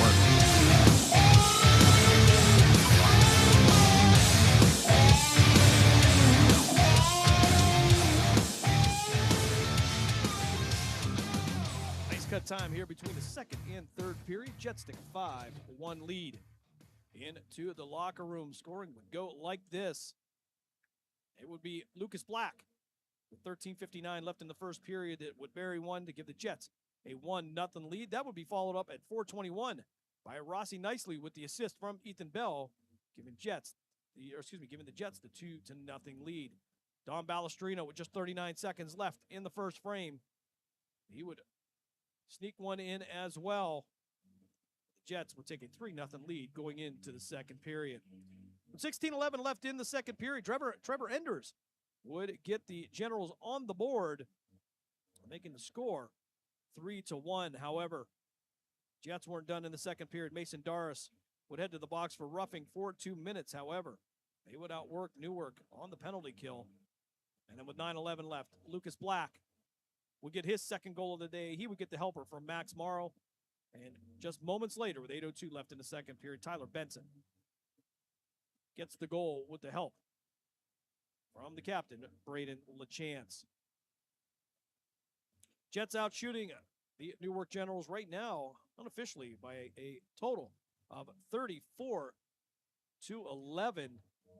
Not much zone time for the Newark Generals as they trail 5-1 going into the break. We're going to step aside for another timeout. When we come back after the ice cut here, we will have third period action.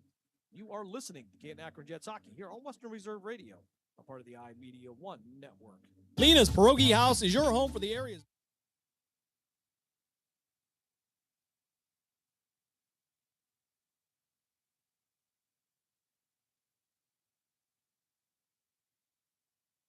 Are you ready to join the legacy? This is your chance to become part of something special with the Youngstown Patricians. Honoring the proud football tradition of the Valley, we're on the lookout for talented post-high school athletes who want to make their mark on the field. Whether you're a seasoned high school athlete, college, or former professional player, develop your skills and become part of a team that values hard work, dedication, and community spirit. Don't wait. Begin your path to the gridiron by visiting youngstownpat.com or contacting us on Facebook at the Youngstown Patricians. Be bold, be legendary. Join the Youngstown Patricians today.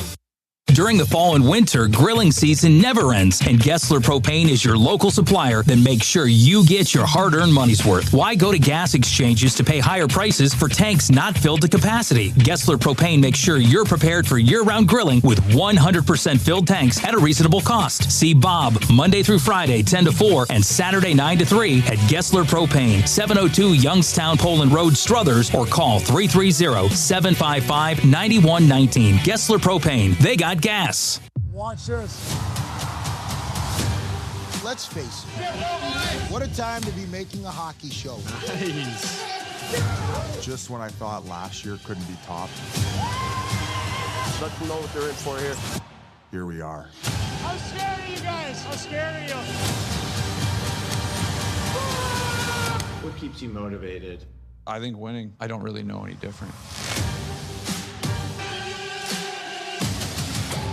Lena's Pierogi House is your home for the area's best variety of pierogies. Daily specials include the Polish platter, the Hungarian platter, stuffed cabbage, and halushki. Having a last-minute get-together? Lena's has you covered with a wide variety of frozen take-home pierogies and dumplings. Go to Facebook at Lena's Pierogi House to see the weekly lineup of available flavors for dine-in or carry-out. Catch the best at Lena's Monday from 10 a.m. to 4 p.m. and Tuesday through Friday from 10 a.m. to 8 p.m. 20 North Main Street in Hubbard, or call 234-254-8532. Discount Power Sports LLC is continuing to grow. They offer ATVs, dirt bikes, go-karts, electric bicycles, while offering off-road power sport repair services. Located at 758 North Main Street in Hubbard, right next to the newly renovated Village Tavern. Discount Power Sports LLC also offers financing and accepts all major credit cards. Discount Power Sports LLC. Find them online at discountpowersports.biz. Discount Power Sports LLC, where value meets adventure. Are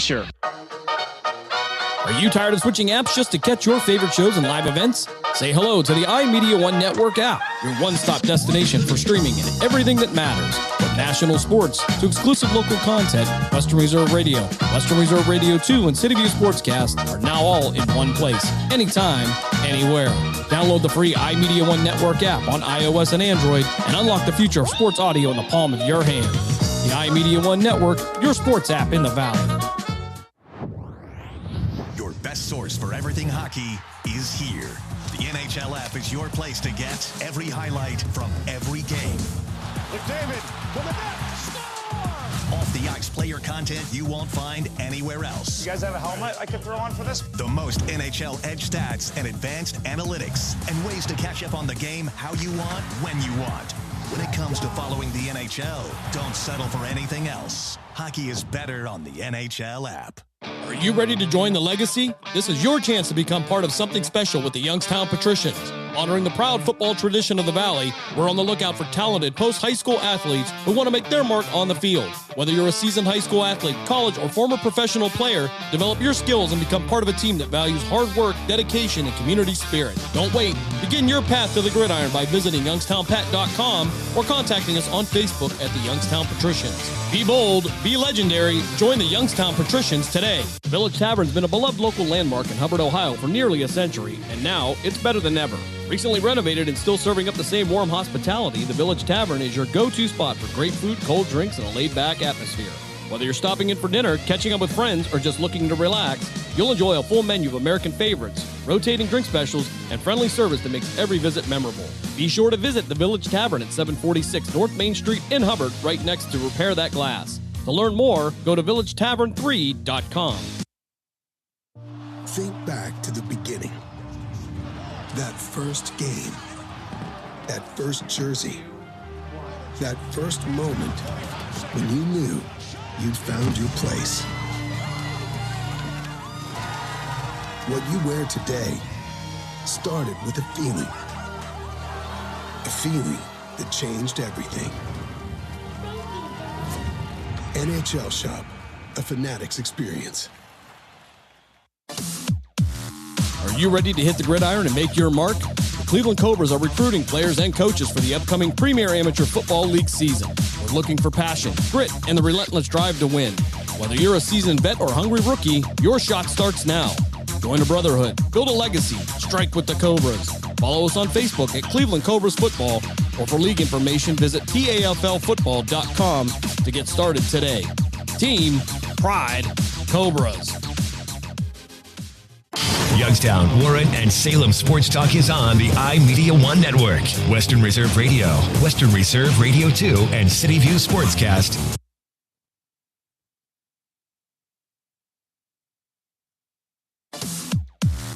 Are you ready to hit the gridiron and make your mark? The Cleveland Cobras are recruiting players and coaches for the upcoming Premier Amateur Football League season. We're looking for passion, grit, and the relentless drive to win. Whether you're a seasoned vet or hungry rookie, your shot starts now. Join a brotherhood, build a legacy, strike with the Cobras. Follow us on Facebook at Cleveland Cobras Football, or for league information, visit TAFLfootball.com to get started today. Team Pride Cobras. I spend a lot of time in the backyard. Most of my family never graduated high school, so I'm trying to break that barrier. My daughter Brooklyn was also a motivation for me to go back to school. Every day after work, went straight to school, and it paid off. At age 26, Kareem finished his high school diploma. I could not have done it alone. I see the future is really bright for me. No one gets a diploma alone. If you're thinking of finishing your high school diploma, you have help. Find free adult education classes near you at finishyourdiploma.org. Brought to you by the Dollar General Literacy Foundation and the Ad Council.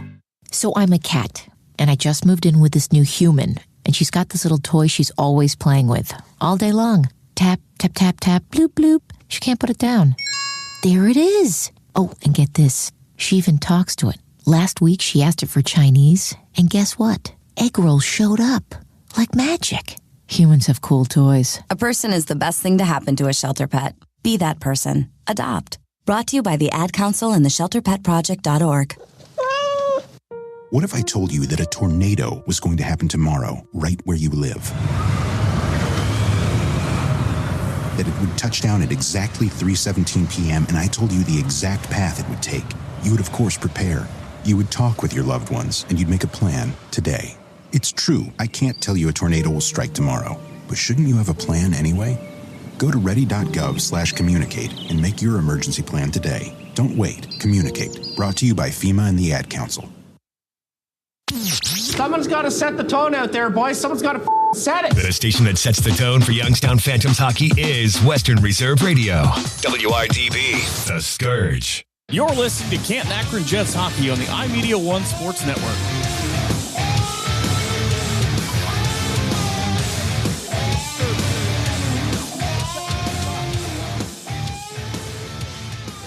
Shot goes to the Canton Akron Jets, 34-11. So far, goals coming from Lucas Black, Rossi Nicely, Don Balestrino. The second one from Lucas Black and Tyler Benson, as LaChance will take the face-off from center. Canton Akron will win this one. They'll drip back in their own defensive zone. Weaver sending it out to Benson. Benson, though, spinning around, and Spiker had it.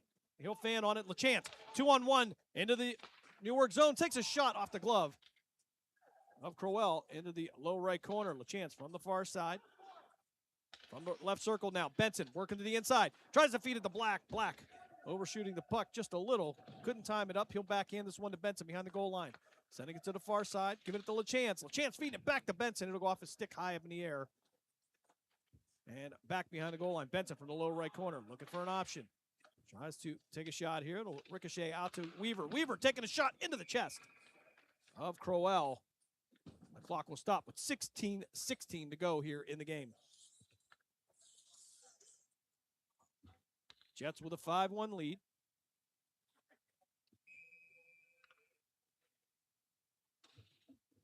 (36-8) is what the scoreboard is showing in shots on goal.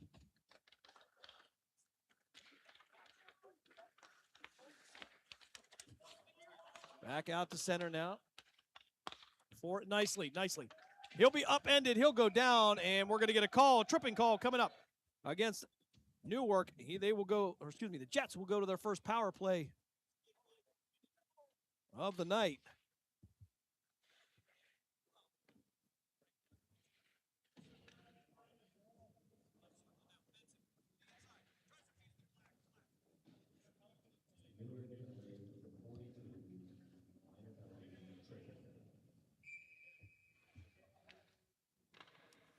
Face off in the left circle to the right of Crowell. Liam Riley, 2 minutes for tripping. As this puck will sail down into the Jets' defensive zone. Weaver from behind the net. Will feed this one to Bell. Bell out to the far side in the left circle. Fisher there, though, to try to send it back out. It'll sit right in the left circle nicely. Back out to the point. From the left side again, nicely swinging around, trying to work around Fisher. Back behind the goal line is Doris. And they'll work from the right side of Crowell. Into the slot, takes a shot. Rossi nicely with his second goal of the night. Gives the Jets a 6-1 lead, a power play goal. Just 37 seconds into the man advantage. The Jets take a 6-1 lead.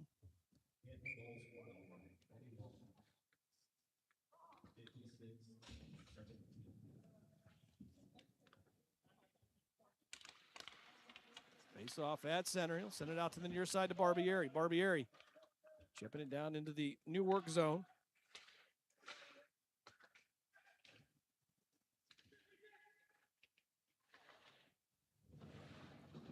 From the low right corner. Chabot tying it up. He'll battle with Getz to get to it. From the right circle, Barbieri with the shot, stopped by Crowell. The clock will stop with 15 minutes even left here.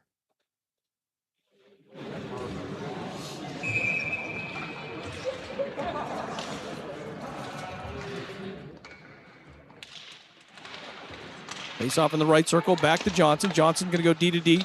Morrow taking the shot. Ricochet off of Crowell out to the far side. Chavold backhanding it over to Sif. Sif with a nice backhand pass. Takes a shot. It'll be redirected into the right circle and picked up by Newark. Painvin.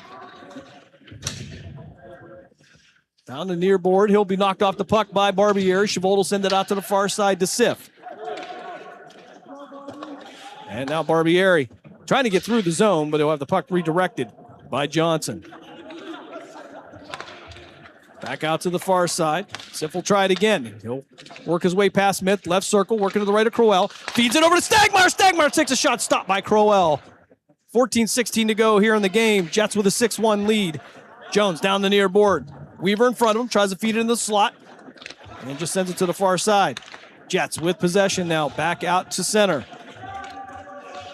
Sif from the near point. Trying to feed it to Stagmeyer. It'll be redirected back out to center. Weaver will chase it down. And to the far side, looking for Benson. Benson got turned around a little bit, was able to get it back out to LaChance. LaChance, though, got a stalemate at center. He'll give it to Stagmeyer. Stagmeyer into the zone and feed it out to Fisher.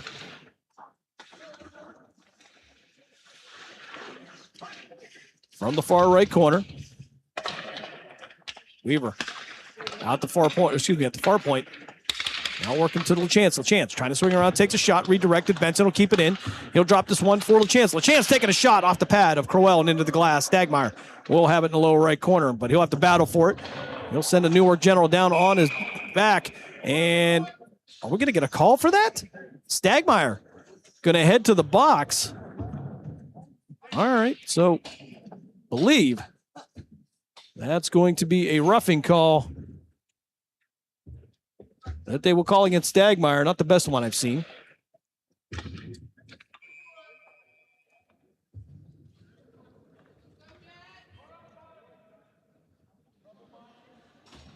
Black, Bell, Craven, and Pryor will be the penalty kill unit for Canton Akron.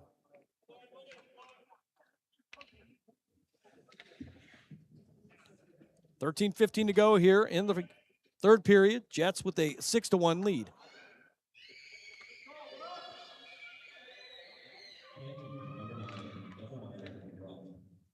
Face off in the left circle.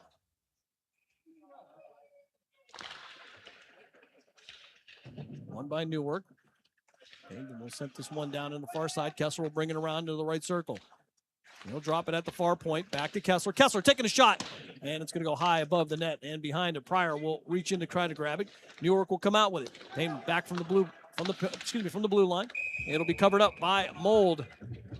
Craven right in front of him there for some security, and we'll get a whistle with 12:55 left here, third period. Double minor, excuse me. We missed that to Ollie Stagmeyer. 3:40 left on that. Apologize. Defensive zone draw for the Jets as LaChance will take the face off against Spiker. We'll get a whistle. And LaChance will be kicked out of the circle. Benson will replace him.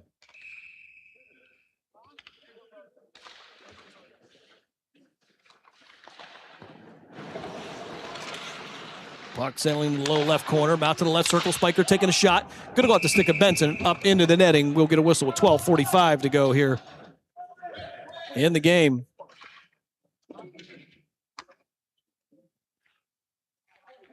Jets lead by a score of 6-1. Ollie Stagmeyer in the box for the next 3.5 minutes. Spiker taking the face off against LaChance to the right of Mold.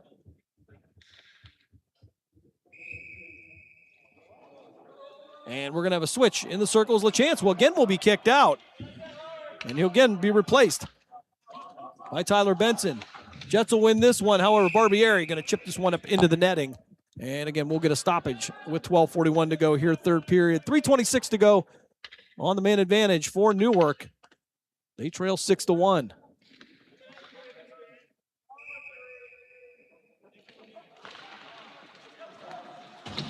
Face off again, back out to Painman. He'll be in the left circle, try to feed it down to Kessler. Kessler couldn't control it, and the Jets will clear it all the way down to Crowell. He'll set up for Fisher. Try to send it back out.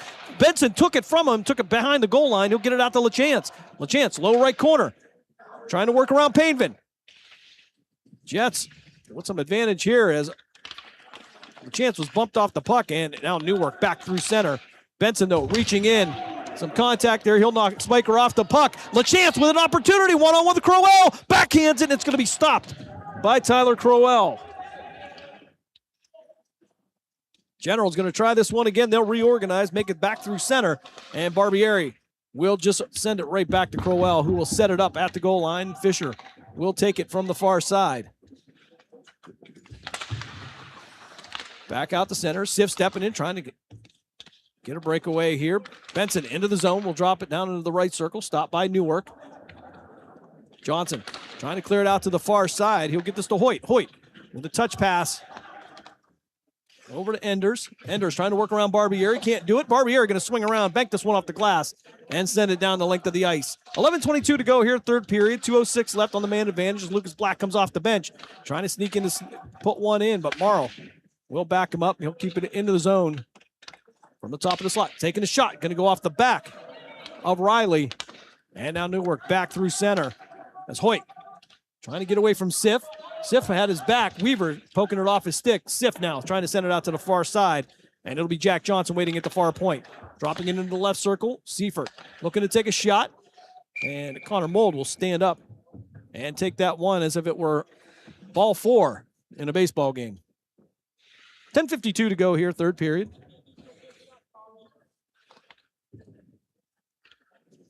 Jets with the 6-1 lead. 1:37 to go on the penalty to Ollie Stagmeyer. Pryor, Benson, Craven, and Ethan Bell on the ice. Left circle, defensive zone draw for the Jets. Back out to the blue line. Newark will take a shot. And back, sent back out of the zone where Seifert will reset it from the Miami logo. Benson, though, picking it up, tried to set it up for Ethan Bell. He didn't reach out far enough for it. Pryor from his own defensive zone, sending it through center, all the way down to Crowell, who will stop it. And then reset by Jack Johnson. Send it to the Seifert on the near side. Finally going to be tipped out to Gabe Getz. Getz trying to sending out to Smith. It'll bounce, and Ethan Bell will have it. He'll backhand this one back deep into the general zone. 10:14 to go here, third period. Jets with a 6-1 lead. Canton Akron Jets back on the ice tomorrow at 11 a.m. They'll take on the Indian Hills Winter Rangers. We'll try to get that one out as the puck will sail down behind the net of Crowell. Crowell going to set it up. He'll leave this one for Hunter Smith. Smith trying to get away from Rossi nicely. Nicely giving him all he can handle. And now back through center is Jack Johnson. Weaver swinging around to get this one around the back of the net of Mold. Puck in the near point. Pryor going to chase it back down behind the goal line behind Mold. Send it back to the far side to Weaver. Weaver sweeping it all the way down ice, and where Crowell will come out and play it. 10 seconds left on the Generals power play. And Justin Painter had it for a moment here nicely. Going to clear it down ice with 1 second left. No icing here. 9:12 to go here, third period. Jets with a 6-1 lead. Far side here. As Deacon Johnson coming in to break this one up. Worked right through Painter. Someone going to lose a stick here. And now we're going to get a whistle. I believe it. We're going to have if I'm going to guess here, there's going to be a roughing call coming up against the Newark Generals. We'll see what they call it. Indeed, that is going to be roughing coming up against Justin Painter. He will head to the box for 2 minutes, 8:57 to go here, third period. Jets with a 6-1 lead.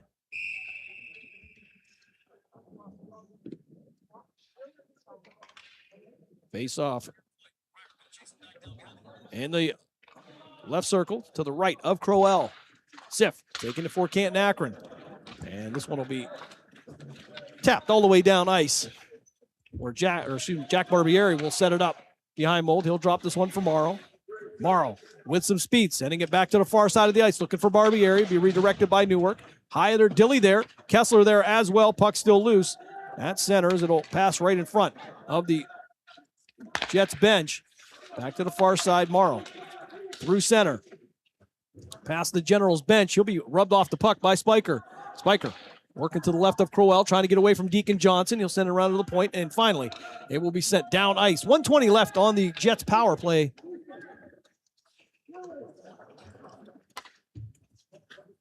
.8:10 left here in the game. Jets lead by a score of 6-1. Newark able to push this one back down into the Jet zone. They'll go for a change.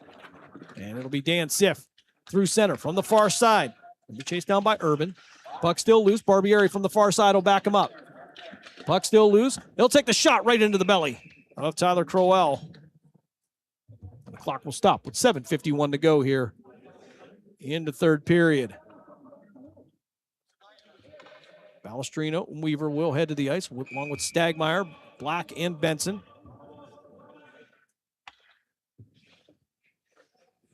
Offensive zone draw for the Jets. Black in the circle. Puck loose here. Stagmeyer coming in. He'll work it and send it down to the right side of Tyler Crowell. Back out to the circle. Past Stagmeyer. He'll keep it in. Balestrino there as well. However, General's now going to send it out to center. Get it out to the far side to Black. Black from the left circle. Trying to work past Johnson. He'll take it around the perimeter here out to the point. Balestrino. Feed it down to the right side. Trying to get it to Stagmeyer into the slot. Puck still loose. General's trying to clear it out. And Weaver tried to keep it in here, but the Jets will have to vacate the zone. As Newark will send it all the way down. 15 seconds left here on the power play for the Jets. Balestrino getting this one to Stagmeyer. Stagmeyer to Benson. Benson sending it all the way across ice to Black. He'll overstep the pass. And now it'll be Jack Johnson through center. Trying to take the shot and an easy glove save by Mold. Thought about putting it down, but he's going to hold on to it. With less than 7 minutes to play here, third period. Jets Jets lead by a score of 6-1. Poe, Jones, Urban, Seifert, and Hoyt all on the ice for Newark. Dara sending this one to the far side. He'll get it out to the blue line. Try to take a shot from the point. We're going to be redirected off the stick of the Canton Akron Jet. Back out to center now. As Mason Darros will bring it into the zone. He'll get it to Nicely. Nicely had it. He'll collide with Poe. And Newark will head the other way. Seifert had it for a moment. He's going to blow a tire, lose a stick, and try to recollect his life. And we're going to get an offside call coming up against Newark. 6:33 to go here, third period. Oh, excuse me. That's going to be a penalty coming up against Rossi. Nicely. They're going to say a slashing call. No argument coming from the Canton Akron bench. So the Jets will go to the penalty kill. 6:33 to go here, third period. Face off in the left circle. Spiker will step in. For the Generals, Lucas Black. For Canton Akron. Puck standing loose. There's Black will have it. He'll try to, Bell holding up at the blue line. Black now into the zone. Johnson behind him. Trying to feed it to Ethan Bell. Couldn't connect on the pass. And the Generals try to clear, but Black is going to knock him off the puck. However, Newark will head back through center. Spiker from the near point takes a shot. It'll go wide right. Never made contact with Mold.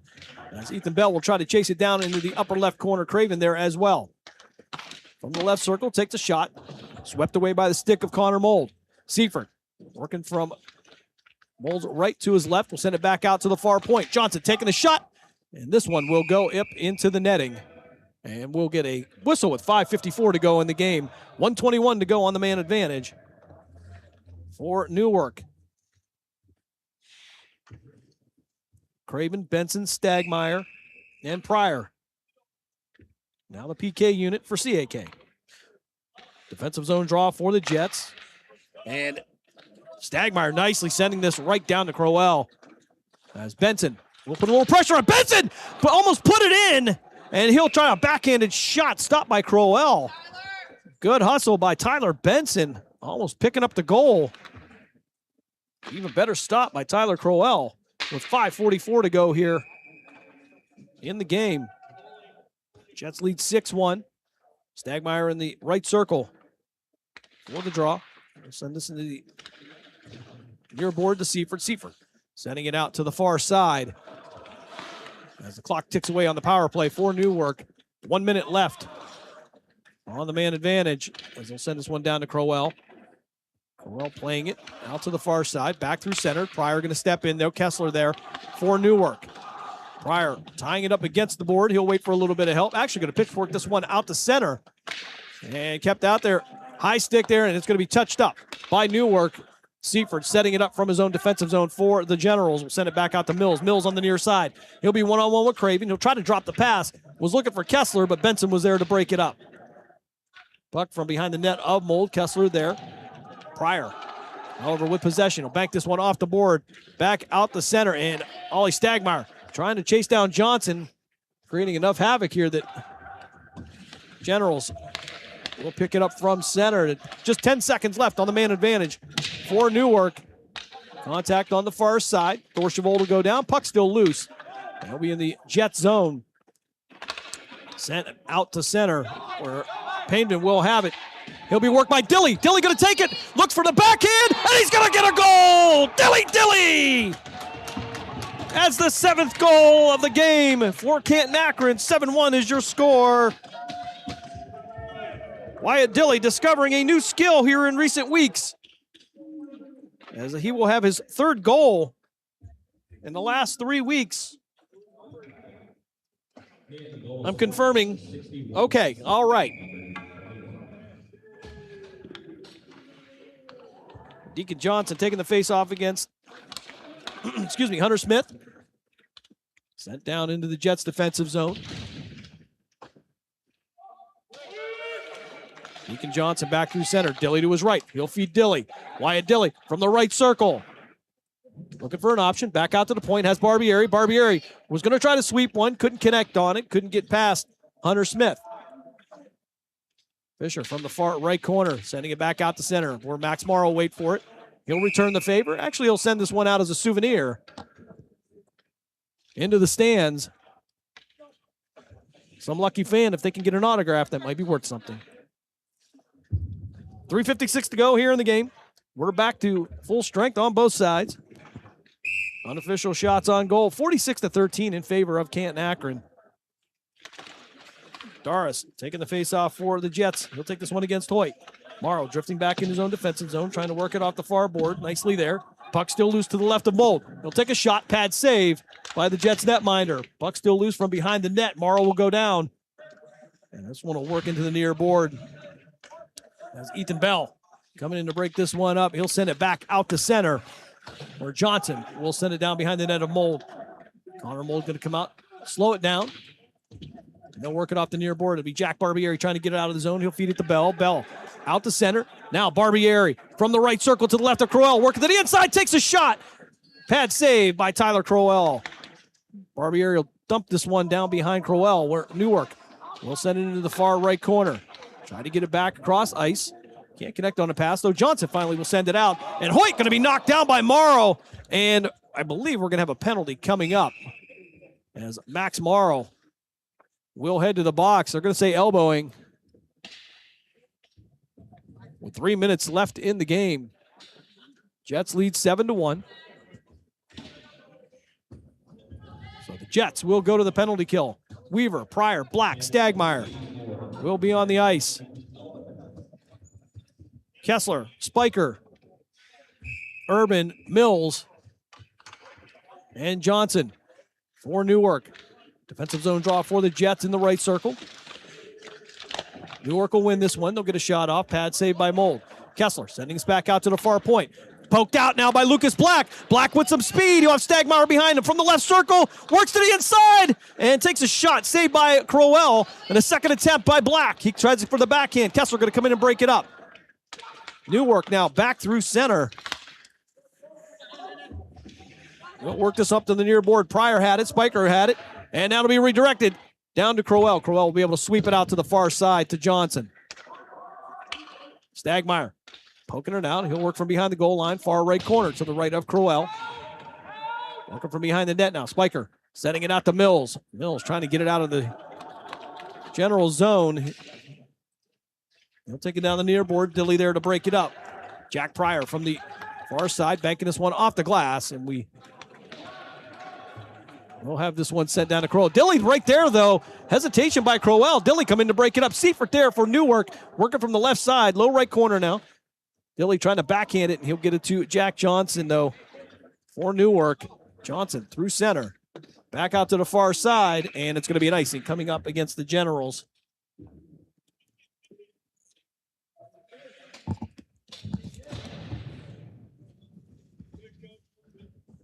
.145 to go here, third period. Jets with a 7-1 lead. 46 seconds left on the penalty to Max Morrow.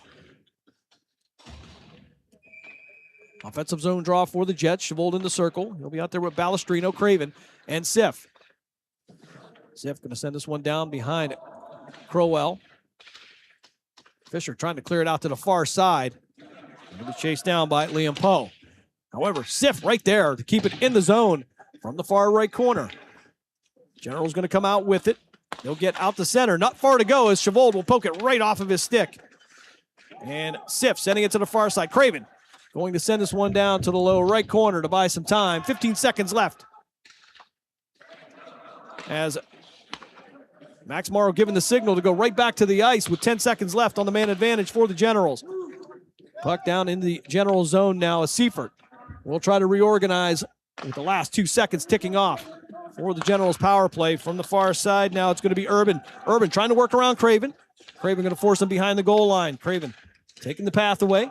And he'll have Tyler Benson right there who will send this out to center. Fisher will glove it down. He'll be chased down by Max Morrow. Morrow going to overshoot him here. Benson, though, right there. Benson keeping it in the Jet zone. And we're going to get a whistle. And I believe they're going to have the Jets for offside. 38.4 seconds left here in this first game of the weekend. Jets with a 7-1 lead. As Balestrino will head to the bench. Weaver, Barbieri, Morrow, Benson, and Black will finish this one out. Face off just outside the general zone. Trying to keep it in there. Morrow working it in. However, Newark right there. He'll bank this one off the boards in front of the Generals bench. Urban from the left circle to the right of Mold. Looking to take a shot out to the far side, though. Black going to knock him off the path and try to tie this one up with just 15 seconds left here in the game. Jets lead 7-1, and it's Benson now with the last 10 seconds from the right circle. Tries to take a shot. He's going to be upended, and the puck loose down the low right corner. As Morrow will be the last one to touch it for Canton Akron. And the Jets in game number 1 will get the 7-1 win over the Newark Generals. Step aside for a timeout. We come back. We'll give you the numbers, and we'll wrap it up for game number 1. Here in Newark, you are listening to Canton Akron Jets hockey here on Western Reserve Radio, part of the iMedia One network. Discount Power Sports LLC is continuing to grow. They offer ATVs, dirt bikes, go-karts, electric bicycles, while offering off-road power sport repair services. Located at 758 North Main Street in Hubbard, right next to the newly renovated Village Tavern. Discount Power Sports LLC also offers financing and accepts all major credit cards. Discount Power Sports LLC. Find them online at discountpowersports.biz. Discount Power Sports LLC, where value meets adventure. During the fall and winter, grilling season never ends, and Gessler Propane is your local supplier that makes sure you get your hard-earned money's worth. Why go to gas exchanges to pay higher prices for tanks not filled to capacity? Gessler Propane makes sure you're prepared for year-round grilling with 100% filled tanks at a reasonable cost. See Bob Monday through Friday, 10 to 4, and Saturday, 9 to 3 at Gessler Propane, 702 Youngstown Poland Road, Struthers, or call 330-755-9119. Gessler Propane. They got gas. Are you tired of switching apps just to catch your favorite shows and live events? Say hello to the iMedia One Network app, your one-stop destination for streaming and everything that matters. From national sports to exclusive local content, Western Reserve Radio, Western Reserve Radio 2, and City View Sportscast are now all in one place, anytime, anywhere. Download the free iMedia One Network app on iOS and Android and unlock the future of sports audio in the palm of your hand. The iMedia One Network, your sports app in the Valley. The stations that are always ahead of the game. The stations that are always ahead of the game. Western Reserve Radio, Western Reserve Radio 2, and City View Sportscast. Youngstown, Ohio. You're listening to Canton Akron Jets hockey on the iMedia One Sports Network. Back here one last time as we wrap up game number 1 of the 2026 Buckeye Cup. Canton Akron Jets get the 7-1 win over the Newark Generals. First meeting between these two teams in the 25-26 season. Scoring went like this. It wouldn't be long as Lucas Black would get the Jets on the board with 13:59 left in the first period. And we give the Canton Akron Jets the 1-0 lead. With 4:21 left in the first period, Rossi Nicely would get the helper from Ethan Bell to give the Jets a 2-0 lead. And then with 39 seconds left in that first frame, Don Balestrino would add the third goal of the period to give the Jets the 3-0 lead going into the second period. In the second period, Lucas Black would get his second goal of the day. He would get the helper from Max Morrow. That coming with 9:11 left in the second period. And just less than a minute later, Tyler Benson would get one as well. He would get the helper from Braden LaChance. And in the third period, Rossi Nicely, he would get the power play goal. With 15:25 left in the third period, getting the assists from Mason Doris and Ethan Bell. And with 4:27 left, Wyatt Dilley would bury one to round out the scoring for the Canton Akron Jets. They get the 7-1 win. Trevor Enders responsible for the only goal for the Newark Generals, that coming with 16:11 left in the second period. Jets outshoot the Generals 46-20. Tyler Crowell would stop 39 out of 46. Connor Mold would stop 19 out of 20. Jets for 1 for 2 on the power play. Newark was 0 for 3. Jets back in action tomorrow at 11 a.m. as they will take on the Indian Hills Winter Rangers. That is a scheduled 11 o'clock puck drop here in Oxford, Ohio, on the campus of Miami University. We will go on the air just about 10:45, as we'll try to give you an update on some of the other games from around here on Friday. Earlier game before the Jets today, it would be the Dayton Stealth getting the 6-3 win over Indian Hills. Dayton and Indian Hills part of the A-poll here with the Canton Akron Jets. We'll be sending out some reminders on the iMedia One Network app. Be sure you download that for iOS and Android. And we will be getting ready to bring you all the action tomorrow. That game will be on Western Reserve Radio 2. As Saturday morning sports page will be live tomorrow from 9 to noon with Pat Lucci and Dave Clark. So we will flip over to Western Reserve Radio 2 at 10:45 for the Canton Akron Jets as they look to go 2-0 in the Buckeye Cup. For Caitlin Mold, I'm Jim Craven. Thanks for joining us here this evening. We'll see you back here tomorrow in Oxford, Ohio, on the campus of Miami University. You've been listening to Canton Akron Jets hockey here on Western Reserve Radio, a part of the iMedia One Network. We thank you for joining us for this special presentation of Western Reserve Radio. And we now return to our regularly scheduled programming. Someone's got to set the tone out there, boys. Someone's got to set it. The station that sets the tone for Youngstown Phantoms hockey is Western Reserve Radio. WIDB, The Scourge. Nature while exercising, but that's what a gym and houseplants are for. I mean, you don't even like walking upstairs. So why would you walk up a hill for miles? To what? End up high in the air? Come on, you know you're scared of heights. Only you know you. So get coverage options within your budget with Progressive's Name Your Price tool. Progressive Casualty Insurance Company and affiliates. Pricing coverage match limited by state law.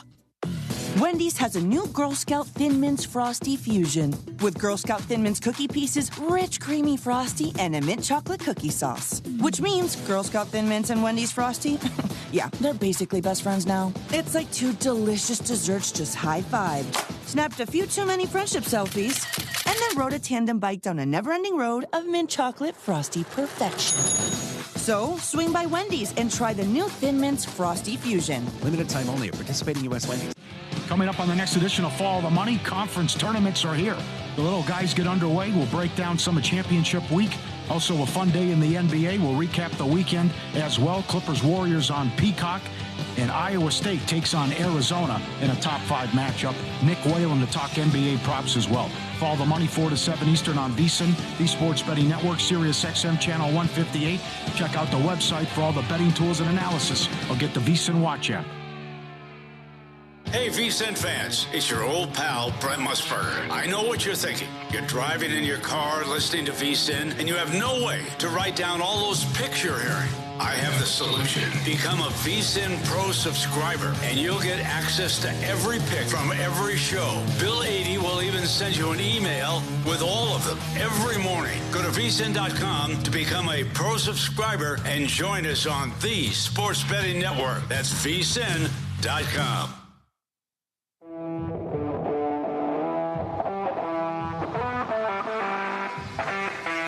This is VSiN Primetime on VSiN, the Sports Betting Network. Michigan gets the first bucket of the second half, 40-31. Now Illinois answers with a 3, 40-34. So we need the scoring to pick up the pace if we're going to get this over the total of 157.5. The live total is now 155.5. Live number 3.5 in favor of Michigan. And Ade Mara of the Wolverines, the 7-footer, got the first basket of the second half. Well, you know what's a little bit weird with Michigan Wolverines is they brought in 2 transfers from within the conference. Morez Johnson from Illinois and Ade Mara from UCLA. And I think the other conference coaches were ticked off about that.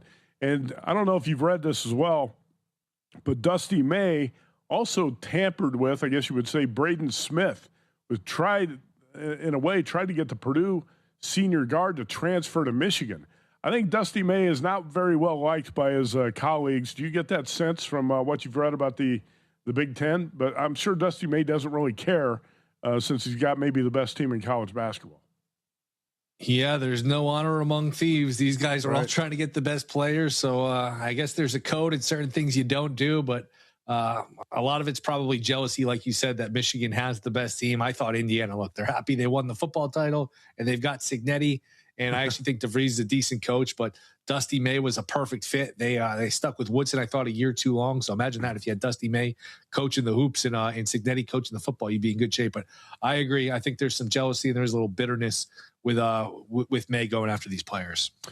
Illini about to hit a 3 here, so that 8-point lead for Michigan now down to 5, 42-37, live total up to 156.5. Think about that.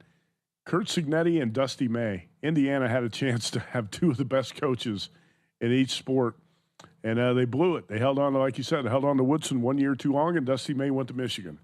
All right, Michigan's going to answer with a 3 here, 45-37.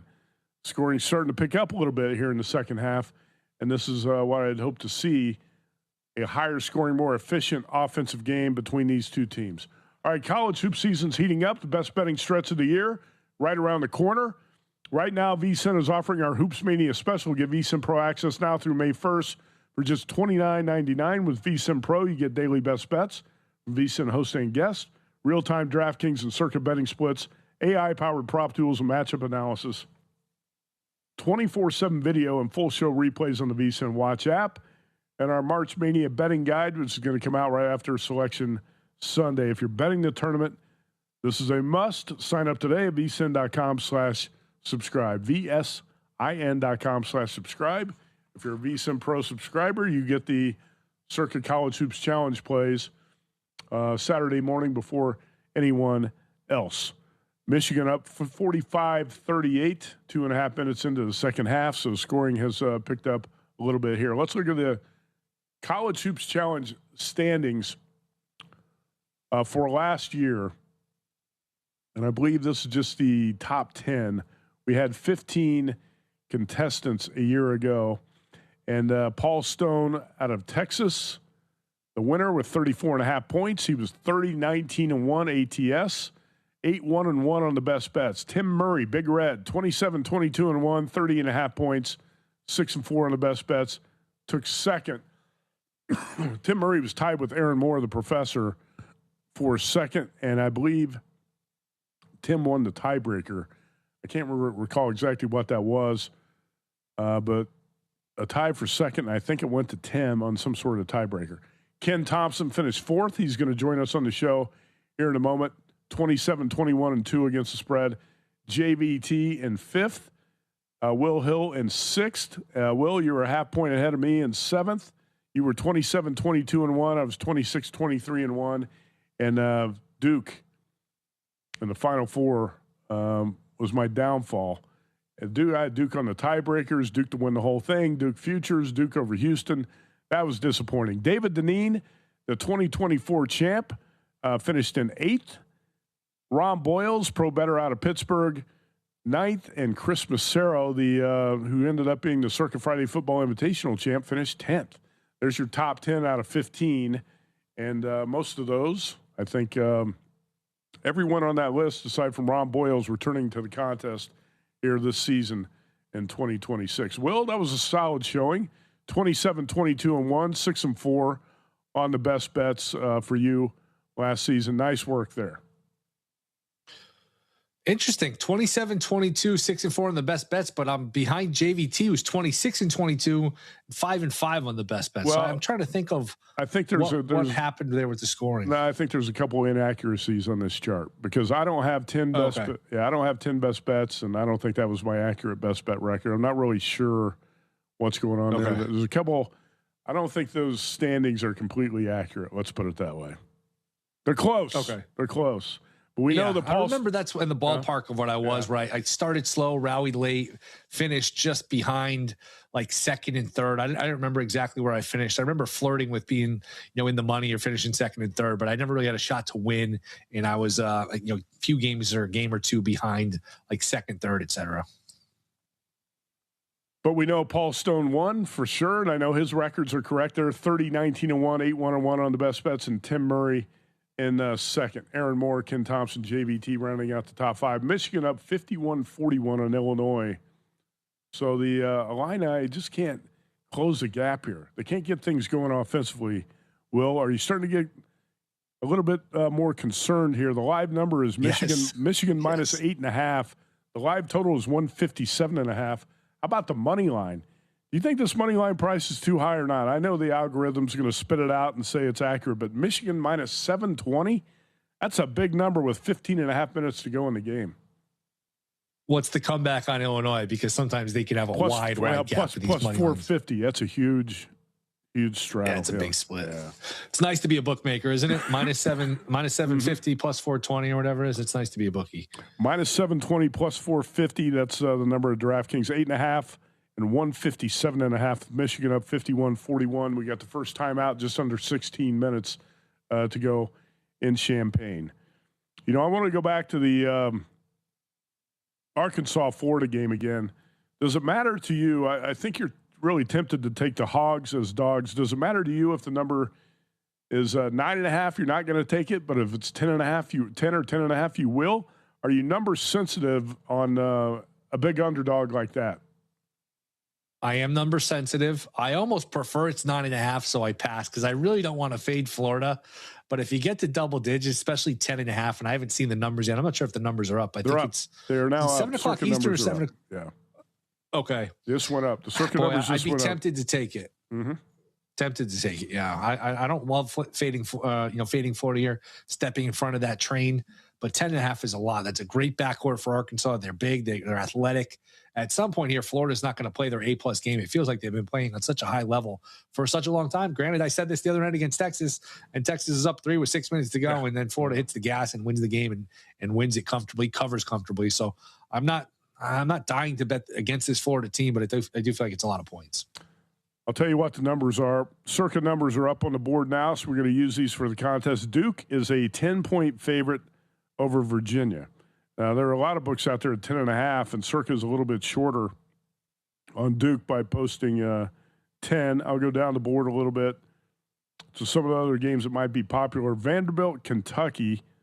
Circa opened this. Vandy -1. Looks like DraftKings actually got Kentucky a 1.5-point favorite. San Diego State, New Mexico, 2.5. Pretty much 2.5 across the board. That game at the Pit in Albuquerque. Texas Tech, Iowa State. Cyclones, 9.5. Is that about where you thought that number was going to be, Will? I was hoping it'd be a little lower, but I figured it would tick up. That I do think will be a play. I don't like laying big numbers like that. I'm probably going to lay it here with Iowa State. How about Kansas, Arizona? Also a 9.5-point number. It's a touch high, but who knows with Peterson? I'll probably pass. All right, let's go down a little bit to let's see, find another. Alabama, Tennessee. Vols are 4.5-point favorites. We'll go to Villanova, St. John's. The number is 7. How do you feel about 7? Tempted to take it. Again, I'm 1.5 points late, 5.5 this morning. You could have bet you're getting a 0.3 possession. 7's a key number. It would be St. John's or pass. But as far as the contest, I'm still undecided. I'm thinking about taking St. John's, but I'm not 100% sure yet. You'd actually be laying it, not taking it, right? You're going to be laying the 7. Yes. You're not going to be taking the points of Villanova. You'd be laying the 7 with the Johnnies if you're going to play it. Florida is 10 over Arkansas. There you go. You get double digits if you want it. And go down to the last game on the board. I think I'm going to play this one. Gonzaga is a 2.5-point favorite at St. Mary's. I'm probably going to play the Gales, catching 2.5 as home dogs. All right, the Illini score inside. 14:42 to go. Michigan up 51-43. Ken Thompson's going to bring the energy. Quick break. We're going to have KT. He's part of the Circuit College Hoops Challenge. He joins us here in a few minutes on VSiN Primetime.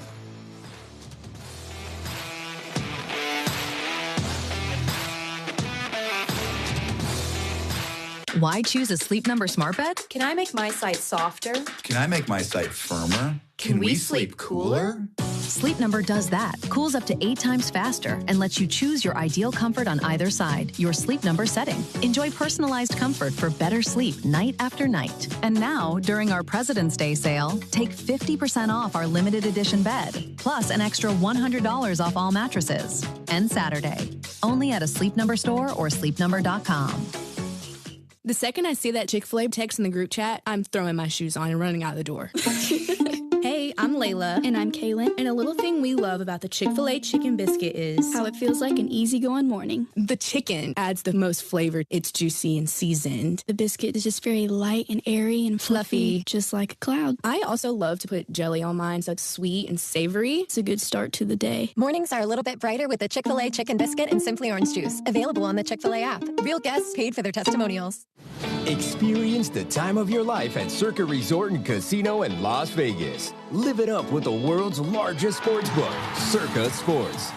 Get loose. During the fall and winter, grilling season never ends, and Gessler Propane is your local supplier that makes sure you get your hard-earned money's worth. Why go to gas exchanges to pay higher prices for tanks not filled to capacity? Gessler Propane makes sure you're prepared for year-round grilling with 100% filled tanks at a reasonable cost. See Bob Monday through Friday, 10 to 4, and Saturday, 9 to 3 at Gessler Propane, 702 Youngstown Poland Road, Struthers, or call 330-755-9119. Gessler Propane. They got gas. Nina's Pierogi House is your home for the area's best variety of pierogies. Daily specials include the Polish platter, the Hungarian platter, stuffed cabbage, and halushki. Having a last-minute get-together? Lena's has you covered with a wide variety of frozen take-home pierogies and dumplings.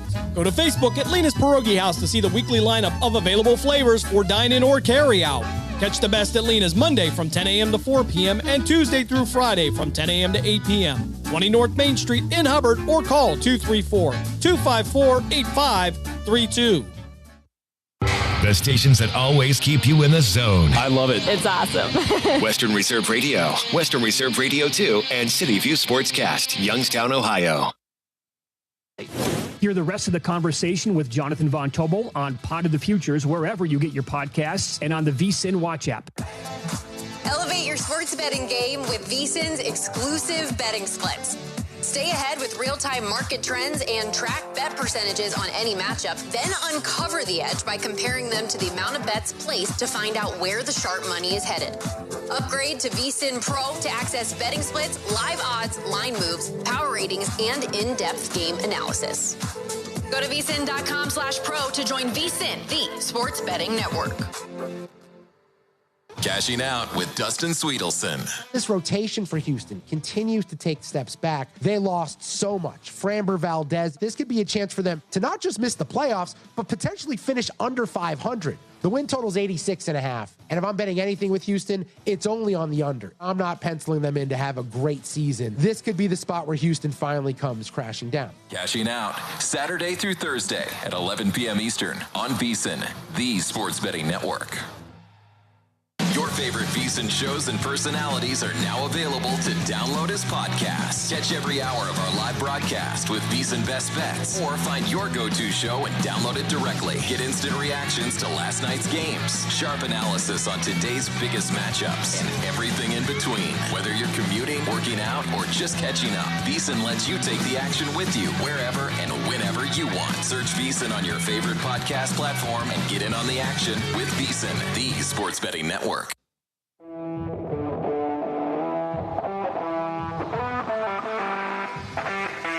This is VSiN Primetime on VSiN, the sports betting network.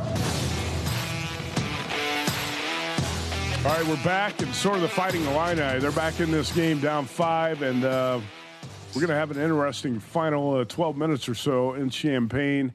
This game has really picked up here in the second half. Let's go out to the Progressive guest line. We're going to dial up Ken Thompson. This guy's been around the world on an aircraft carrier. He's been in Phoenix with Homer Drew. He's done it all. He's got more stories than you can count. At Ken Thompson, 87, SportsX Radio, part of the Circa College Hoops Challenge. KT, how you doing tonight? Matt Humans, baby. Always a pleasure to talk to Matty Y, baby. In Illinois, yeah, fighting back, man. I wasn't sure. I didn't touch this game. It's one of those, like, you just got to wait for Saturday and just say, you know what, let me watch this one, kind of put it in the memory bank, because Michigan did not impress me against Duke. It was the first time that when I saw them in the first half, I said in second half, I never felt like they were going to win that game, Matt. And that was the first time all year I could say that about Michigan. Ken Thompson, a strong finish, top 5 last year in the Circa College Hoops Challenge, but he wants to win it. And first of all, you want to beat David Dineen, and your second goal is to win the contest, right? Well, first, of course, is to beat David Dineen, and then got to always finish ahead of the host, right? If you don't finish ahead of Humans, you're going to hear about it. You know, it's going to be when you're not there to protect yourself, you're going to go down. And then Wes Reynolds. I mean, I have so much respect for Wes Reynolds that if I could beat the Hoosier while he's on top on the gridiron, I'll just be happy to beat him on the gridiron. I mean, on the hardwood. Well, Wes is not in the contest this season, so you don't have to worry about that. But we've got 15 handicappers in the field, and Ken Thompson back for another year. We're going to hit you up on some games here. Will Hill's going to fire a couple at you as well. The first one I'm going to throw at you is one I talked with Nick Bogdanovich about in the second hour tonight, and it's the last game on the rotation. Gonzaga at St. Mary's. And the Zags are 2.5-point road favorites. KT, which way are you looking? You know, as long as Braden Huff's out, and he is, I'm going to be on St. Mary's. I mean, I like St. Mary's. I circled this game, but I never looked to where the game prior to this was going to be against Santa Clara. So I got nervous, and I'm like, gosh darn it, they can't look ahead, which is good. But now can they take out Sendex guys, because we know Santa Clara is pretty good, and they handled them rather easily. So I was impressed the way they took care of business quickly. And I saw, you know, the game in the Kennel, I kind of felt St. Mary's, that game was there. It was just kind of lingering there. They could have taken it, but they just didn't close it out well. And I like this kid, Dent. He can flat out play. And they got a couple big guys with McKeever and Wessel. So I figure, you know, if you can throw those guys at EK, you can take a little bit out of them. Maraska's got to do his job. They all got to, you know, contribute. But Randy Bennett's a good coach. He's not going to be out-coached by too many. We know Mark Few has more success over there at Gonzaga. But I just feel this is going to be like the perfect storm. You're going to give me 2.5 points at home, and I think St. Mary's wins the game outright. Ken, how about Texas A&M? Buckyball and Texas A&M, they're fun to watch, unique style. I was on Texas the other night. I thought I had a good shot at the cover. They led Florida late, but got away from them. A&M, a small home favorite. What are you looking for here? Yeah, you know, this is one of those theorem games, as me and my good buddy Chuck Edo call them. This is where team's a favorite at home. They get beat on their home court. They lost 74-70 in Austin, and then they go to College Station and they return the favor. And I'll take the points, but I think Texas has a good chance to win straight up. And I agree, they played Florida pretty tough, but something about Golden's team, I mean, this team's just gelling at the right time, and their schedule was so daunting that, you know, all those losses early, you know, are really, you know, got them battle tested to defend their crown. So no shame there for Texas losing, but, you know, Sean Miller knows this is it. You cannot lose twice. You can't, because you got 11 losses already. You lose this game at College Station, you're not getting an at-large bid. You better win that conference tournament, and I don't think they're good enough to do that. So I think they got a good chance to win this game straight up. So more than likely in the contest, I will be on the Longhorns. How about Florida? You mentioned them. It's scary to step in front of this team right now. That being said, Arkansas is getting a lot of points and has a lot of talent. Florida laying about 10. Do you have any interest or thoughts in this game? You know, I'm going to play the over, and it is what it is, because Florida will run with anybody. I love Xavier Lee. I'm a fan. I know he struggled out of the gate transferring from Princeton. I got little selfies there with Halkin and Condon when they were playing the opener against Arizona after the game. And I sat and listened to Todd Golden, and he said, you know, he goes, our schedule, when I look at it, he goes, it's daunting, and we're just going to have to go one game at a time. But, you know, you're going to look at a little revenge there for Boogie Flan going up against Calipari in Arkansas, so that'll come into play. But, look, this kid Acuff can flat-out play. Thomas is solid. I love Brazil. Brazil's such an X factor, and he's got to play big. I'll take Arkansas over. I'll take them over their team total, because I think they hang in this game, and I think this game probably gets into I don't know. I think the winning team probably has 94. How about a game Matt and I haven't talked about here? UConn St. John's, a big number, 14 against the Seton Hall team that plays slow. They play good defense. Do you think UConn, after that monster effort, comes out a little flat? We've seen them be flat a number of times this year. Did you have any thoughts here on UConn laying 2 touchdowns? You know, I know it's a lot of points. I love Reed. It's Caravan senior day, right? So solo ball. I mean, the kid Mullins can play as well. But Seton Hall, Holloway's done a real nice job this year, and he had struggled the first 3 years. He's got to have his guys knock down throws, and they only shoot at 30% behind the arc. That's what scares me with Seton Hall. I do like the pacing, you know, as far as for them, if they can slow it down and kind of muck the game up. And then Payne and Hines got to hit they got to hit the glass hard for the Pirates to hang in there. So it's hard to go against UConn in Stores, especially coming off that route against St. John's. And that was like the craziest stat someone told me. They go, do you know if UConn didn't score 1 point in the second half, they still would have won by a point over St. John's? That was absolutely crazy. 41-26 at halftime, 72-40 final. And I was on UConn in that game. What about the other half of it? Do you think St. John's bounces back? This number's inflated. It was 5.5 this morning. Now St. John's a 7 or 7.5 point favorite against Villanova. Yeah, and that's a crazy game, man, because Villanova's not bad on the road. And I know my sister was telling me, she goes, Villanova's the only team that has a whiteout against a team that wears white. And I guess I was kind of chuckling at that. But look, Willard's a good coach. He'll get the guys ready. Lindsey needs to knock down threes. You know, Perkins, Lewis, these guys, if they can do what they do, and then Brennan clean up the glass.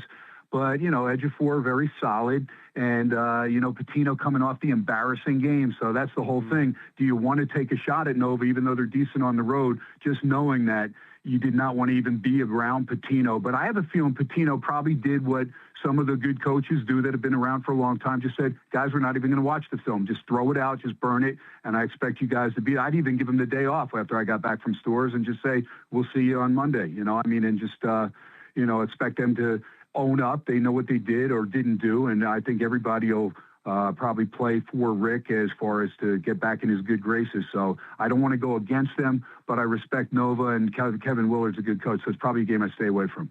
Ken Thompson, Las Vegas radio host and handicapper. He's in Phoenix this weekend. And KT, have you been part of the search party to try to find Nancy Guthrie? I have not. Okay. I have not. Although that reward money is getting up there, I may just be doing that prior to the games going off tomorrow. No, but I'm just praying for the family, Matt. You know that. All right. How about Arizona tomorrow? This game in Tucson, rematch from the big Monday game. Kansas and Arizona. Is this number at 9.5 too high, or do you think it's right? Well, I just texted with my buddy Brian Jeffries, who calls the games for the Cats. Absolutely unbelievable. He's in his 40th year, and I met him year one when he was calling those games over there for the Wildcats. But Tommy Lloyd's got both Koa Pete and Aristode. Both these guys are back practicing. I don't know if they'll go. He told me Aristode's a little bit ahead of Koa Pete, but they could both see a little bit of action. And they come off the loss to Kansas. There, and it's not that they lost to Kansas, but they lost without Peterson, although we know that Kansas has lost 5 games with Peterson. So, Arizona understands, too, that you just don't play Bill Self on a Monday over there, as Houston found out at Fog Allen. But I think Arizona takes care of business. It's one I'd play Arizona if I was going to play it. I think they get the revenge. I think the McHale Center will be jumping, and so I'll look at that place to be jumping, and I'll probably look at T.J. Otzelberger's guys over there in Ames to blow out Texas Tech. Texas Tech's done a nice job since losing Toppin, but they got those 2 wins in Lubbock, and I think now you're going to go to Ames. And Iowa State showed me something after losing to Provo, to BYU and Provo, to come back and win at Salt Lake after staying in Utah. And I know Utah Jensen doesn't have a great team, but it's still a tricky place there. So there was a good road win, and they got the cover, which I would have lost because I would have taken the 14.5 in Utah. So I didn't touch it, but I would have lost on that one. I think Iowa State's going to bury Texas Tech. Ken Thompson, part of the Circuit College Hoops Challenge. You can follow him at Ken Thompson 87. 45 seconds ago here. Quick thoughts from you in the Mountain West. Grand Canyon at Utah State. Number is 10.5. And Nevada at UNLV, basically a pick'em game. Okay, I'm going to take Utah State for sure. Okay. I like Bryce Drew and, Henley, but to me... Wake up and text. Text and eat. Text and catch the bus. Text and miss your stop. Wait. Text and be late to work. Sorry, I'm late. Text and work. Text and pretend to work. Text and act surprised when someone calls you out for not working. Who, me? Text and meet up with a friend you haven't seen in forever. Hi. Oh, hey. Text and complain that they're on their phone the whole time. Text and listen to them complain that you're on your phone the whole time. Text and whatever. But when you get behind the wheel, give your phone to a passenger. Put it in the glove box. Just don't text and drive. Visit StopTextsStopWrecks.org. A public service announcement brought to you by the National Highway Traffic Safety Administration and the Ad Council. Is that a faucet running? That's not a faucet. That's a river rushing through the forest. Forest rivers provide over 100 million people with clean water to drink. What? I can't hear you because of the vacuum. That's not a vacuum. That's the trees in the forest cleaning up the air we breathe. I didn't know the trees were so amazing. Yep, and the forest gives us shade, trees to climb. That's awesome. Let's go explore some more. Visit the forest today and enjoy all it does, just for you. To learn more about the forest and find one near you, go to discovertheforest.org. Brought to you by the U.S. Forest Service and the Ad Council. What is dedication? I am the father of a 9-year-old little girl and a 6-year-old little boy. And I find fatherhood both relentlessly challenging and relentlessly rewarding. My daughter is biological and my son is adopted. I love them both so much. From the morning when you wake up to putting them to bed at night, and every moment in between. It really is so special, and boy, is it exhausting. One thing that I fear about being a parent is the future for my children. I think a parent's job is to protect our children, but also prepare them for the world so they become good, kind human beings. But I'm also hopeful that the future holds a more inclusive and compassionate world for them. That's dedication. Find out more at fatherhood.gov. Brought to you by the U.S. Department of Health and Human Services and the Ad Council. If you're worried your friend may be struggling, remember, you don't have to be there to be there. You could say, how are you, or get a fake tattoo. You could ask with an app if it works for you. You could chat on the game, kick off your flip-flops. You could ask on your couch while you binge watch. Whatever gets you talking. Reach out to a friend about their mental health. Learn how you can help at seizetheawkward.org. Brought to you by the Ad Council, American Foundation for Suicide Prevention, and the Jed Foundation. This is Everett Fitzhugh, the radio voice of the NHL Seattle Kraken. And when I want to catch up with Youngstown sports, I tune in to Western Reserve Radio, WRDB, The Scourge. Pacific, 2 to 4 Eastern on VSiN, the Sports Betting Network. Elevate your sports betting game with VSiN's exclusive betting splits. Stay ahead with real-time market trends and track bet percentages on any matchup, then uncover the edge by comparing them to the amount of bets placed to find out where the sharp money is headed. Upgrade to VSiN Pro to access betting splits, live odds, line moves, power ratings, and in-depth game analysis. Go to vsin.com/pro to join VSiN, the Sports Betting Network.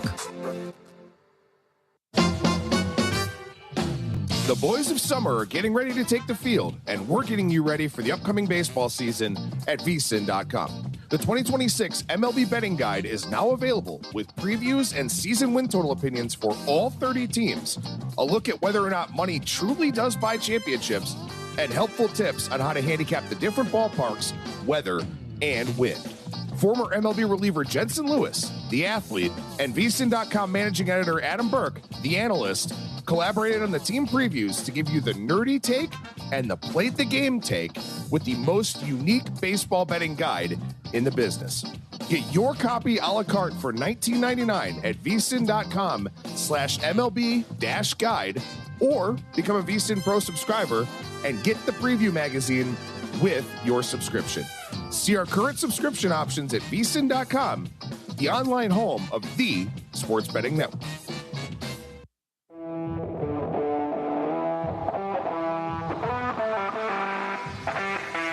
This is VSiN Primetime on VSiN, the Sports Betting Network. Wrapping up the show here tonight, and Michigan trying to wrap up a win over Illinois. About 8 minutes to go here, 66-54. A 12-point lead for the Wolverines. Live numbers 11.5. This game is slightly trending under. The live total 156.5. And Will, with 8 minutes to go in Champaign, it's almost now or never for the Illini. Can they get to stops? Can they make a run to get back in this thing? Time is running out. Probably not. Down 12, yeah. If they can make enough shots, sure, but can you get enough stops? That's the thing with being down 12. You got to string together 3, 4, 5 stops in a row in addition to scoring to get back into it. There's enough time, but you're running out of time. So I think Michigan is going to probably win this game. Illinois is just not shooting the ball well enough. They've made a couple runs here and there, but 3 of 14 from 3 in the first half. Didn't get to the foul line much. I'm not looking at the box score here for the second half as Michigan drains another 3, 69-54. You can forget it. Michigan is going to be your winner here. I hate to say with 8 minutes left, game over, because we've seen a lot of wild comebacks, but it's a 15-point lead for Michigan. Almost game over. That was a 3-point dagger. And the Illini just not shooting it tonight. I don't think Michigan is that great a defensive team. I know the numbers show they're a very good defensive team, but I just feel like it's the Illini not hitting some open shots tonight. Oh, boy, there's another 3. Now it's game over. 72-54. Michigan up 18. A 13-2 run for the Wolverines. 7:27 to go. 126 total points. If you played this over 157.5, you got a fighting chance here. The live total 156.5. Well, the thing that surprises me the most is this Illinois team, which is so efficient offensively. Some metrics show the number one offensive efficiency team in college basketball, 6 for 25 from three-point range. You know this from betting college hoops. I mean, you could sit here and handicap these games till you're blue in the face. The three-point shot, it's almost like turnovers in a football game. That's going to decide a lot of it. You know, if you shoot 14 or 15 from 25 from three, you're going to have a good chance to win and cover. If you shoot 6 or 25 from three, it's not that the rest of the stats don't matter. They do, but that's the big category, and it's there's some variance with it. It's often hard to handicap, but it's not impossible. But you wouldn't expect a team as good as Illinois is to shoot 24% from three, especially at home. So that's just part of doing business here, handicapping college basketball. The three-point shot can work in your favor, and it can go the other way. Illini also have 10 turnovers and 8 assists, so not much going right on the offensive end of the floor for Brad Underwood's Illini tonight. Keaton Wagler, 17 points. Kylan Boswell, 11. Not getting much else. And not getting much bench production at all. 4 points from the bench and down 18, 72-54, 7:27 to go.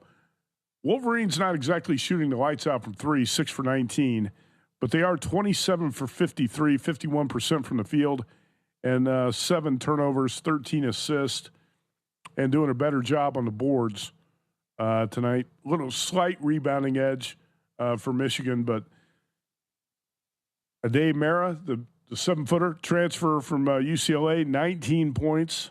Morez Johnson, transfer from Illinois, 15 points. Yaxel Lindeborg, transfer from UAB, 13 points. Will, that big front line we talk about so much for Michigan, 47 total points tonight for those three guys. If you had to pick a champion right now, just forgetting the odds, just who wins it all? Who would you go with? I'd probably take Michigan. Right now, I'm taking Michigan. Yeah. And I would say Michigan over UConn. How about that? Michigan-UConn championship game. I'd sign up for that. That'd be a hell of a championship game. I'd love to see that. I have a lot of respect for Danny Hurley. I think he's when you're talking about tournament settings where you have short prep time, UConn is very difficult to prepare for, and their coaches are as good as it gets in preparing their team for the opponent. That's why I love to bet Danny Hurley. Look, the guy went 12-0 back-to-back years, 12-0 straight up at ATS in the tournament. And Rick Pitino made a comment a couple of years ago that stuck with me. He said, teams outside of our league are going to have an extremely difficult time beating UConn in the tournament because you need to see them. Their system is so intricate. You need to see it, and you need to see it in the league play 2 or 3 times before you're really prepared to play UConn. So he didn't think any teams outside the Big East could beat UConn in the tournament, and I think that was 2 years ago. And when Pitino said that, I thought, well, that makes a lot of sense. And UConn ended up, I think that year, taking Purdue apart in 2024 in the national championship game. Zach Edey had 37 points and 10 rebounds. But UConn's guards dominated that game and took Purdue's guards totally out of the game. And that wrapped up that 12-0 run for UConn going back-to-back. 72-54, we're back in action in Champaign, and it's now 75-54. Wolverines hit another 3. How about this? This was a 5-point game not long ago, Will. Now it's a 21-point game. Went from 5 to 21, mushroomed just like that. And you said a minute ago, hey, it was a 12-point game. Can Illinois get back? 12's a lot. You got to get stops. We got a 9-0 run. If it was a 9-0 run from Illinois, we'd basically have a new game here at a 3-point game. But it was a 9-0 run the other way. 3 stop, 3 stop, 3 stop, and here we go. And it's this is it. I mean, it's going to be empty the bench time soon.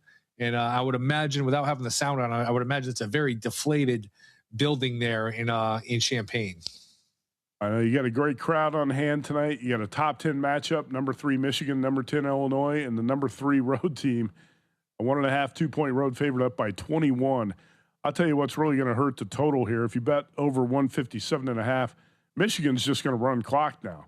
You're up 21 points. Right.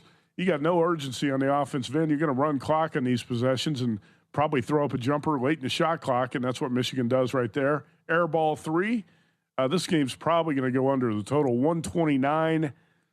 Illinois has got to get shots up quickly, but Michigan does not, so Michigan's going to run clock, and the live total has now dropped to 153.5. So The over does not look good, but Michigan's going to get there as a short favorite. This game just started in OKC tonight. By the way, Shai Gilgeous-Alexander back in action for the first time since early February. And that's circa the Thunder closed 6.5-point favorites over the Denver Nuggets. And that number was 8.5 at one point. But 6.5, the closing number here, 7 at some spots, total of 235. Good matchup tonight in the association, Nuggets and Thunder. All right, Will, the more we talk about this Saturday schedule and we go through all the games tonight, you're getting a better feel for what you're going to use as your 5 plays in the Circa College Hoops Challenge? I think so. And again, it comes down to with such a big card on a Saturday, you can find a bunch you like, and now you got to trim it down to 5, which can be a tricky part. So I guess you'd rather have too many than too little, but that is also stressful too, where let's just say you got 10 or 12 you like. Well, you better pick the right 5 because that's the name of the game. How about you? How many would you say you're choosing from trying to finalize your card? Not that many. You know, it's funny because in a football contest like this, I might have 15 to 20 plays and you're trying to whittle it down to 7, right? When you talk about college and NFL, the Circa Friday Football Invitational, if you got 7 plays, I would probably have at least 15, if not 15 to 20, and you're trying to cut it down to 7. That's more difficult. On this college hoops card, I might have 7 plays trying to cut it down to 5. Looking at it, I can tell you right now there's not going to be more than 7 games I like. Is that fair? How many do you think you'll like here? Somewhere between 7 and 10 that you could that I could think about. One we haven't talked about, and I don't know if you've mentioned it. Louisville at Clemson. Is it Clemson's lost 4 in a row? I believe they're home. They're getting a 1.5 against Louisville. Clemson will be in consideration for on my card. Have you looked at that game at all? Do you think Clemson bounces back? That's on our graphic of Saturday's top 10 games. Early tomorrow morning, Virginia, Duke, Louisville, Clemson. If I played anything there, I would play Clemson, but I'm probably going to pass on that one. By the way, 77-58. We got 4.5 minutes to go, and we are sitting at 135 total points. So definitely trending under. Live number 154.5. Michigan, a 17.5-point favorite live. Kansas-Arizona game is probably going to be a throwout for me. We don't know if Koa Pete's going to play. I'd like to take Kansas in that big number, but like you said, Kansas is such an unpredictable team. You just don't know what you're going to get with the Jayhawks. I'm unlikely to use that game. How about you? Unlikely. To me, Kansas is just an easy throwaway because Peterson's going to be the best player on the court and score 35 points, or he's going to be disinterested, not engaged, and not play at all. It's really hard to handicap. Keep it right here on VSiN. Up next is a sports gambling podcast with Ryan Kramer. He's part of the Circa College Hoops Challenge. And Sean Green. Tonight, CJ Sullivan joins the show with his best bets. Tune in tomorrow morning. Hey, Dad, your prescription will be ready in just a minute. Hey, Dad, your laundry will be ready in just a minute. Dad, your lunch will be ready in just a minute. Hey, honey, why don't you take a minute? When you help care for a loved one, you give them as much time as you can, making sure they're safe and comfortable. But it's just as important that you take some time for yourself. At AARP, we can help with information and useful tips on how you can maintain a healthy life balance, care for your own physical and mental well-being, and manage the challenges of caring for a loved one. Because the better care you take of yourself, the better care you can provide for your loved one. Thanks, Dad. Thank you. You're there for them. We're here for you. Find free care guides to support you and your loved one at aarp.org/caregiving. That's aarp.org/caregiving. A public service announcement brought to you by AARP and the Ad Council.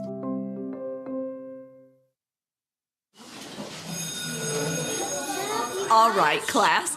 Let's hear what everyone did this weekend. Jill? Well, I raised my older sister to a big oak tree. It was at least 100 years old. My mom said I must have set a record or something.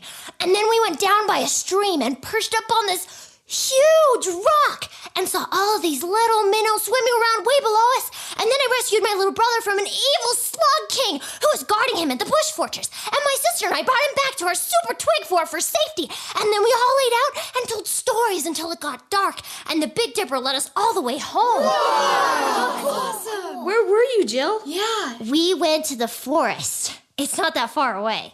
Anyone want to come this weekend? Ask your parents to take you and your friends to the forest this week and find the fun, adventurous you. It's closer than you think. Check out discovertheforest.org. Brought to you by the U.S. Forest Service and the Ad Council. Let's be real. The odds of a high school athlete getting a college scholarship and making it to the pros are pretty slim. Don't get me wrong. It's okay to dream of becoming a pro athlete, even a famous one. But that's not why I play. My reason why? I love the competition. My reason why is community.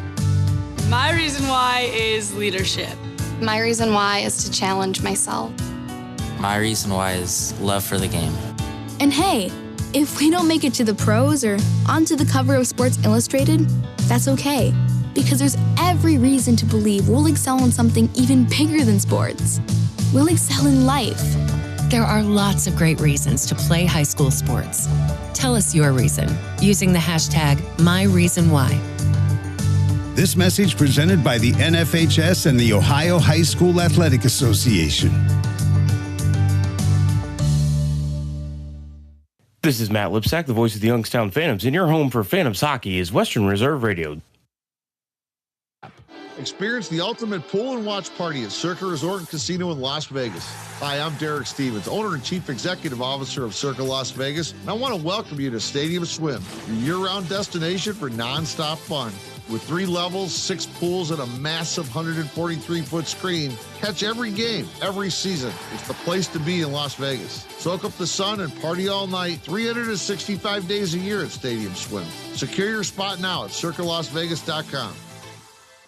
Mitch Moss and Paulie Howard share their knowledge of sports, gambling, and pop culture on Follow the Money. But if he's taking 12 a game, I want over 3.5 plus money every single time.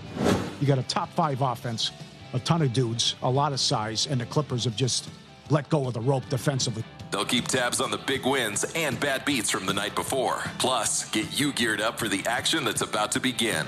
Follow the Money, 4 p.m. Eastern, right here on VSiN, the sports betting network. Hey, it's Jonathan Von Tobel for Pod to the Futures, where Adam Burke dished out an overlooked pitcher to win the National League Cy Young Award. There's a guy who's not listed at most sports books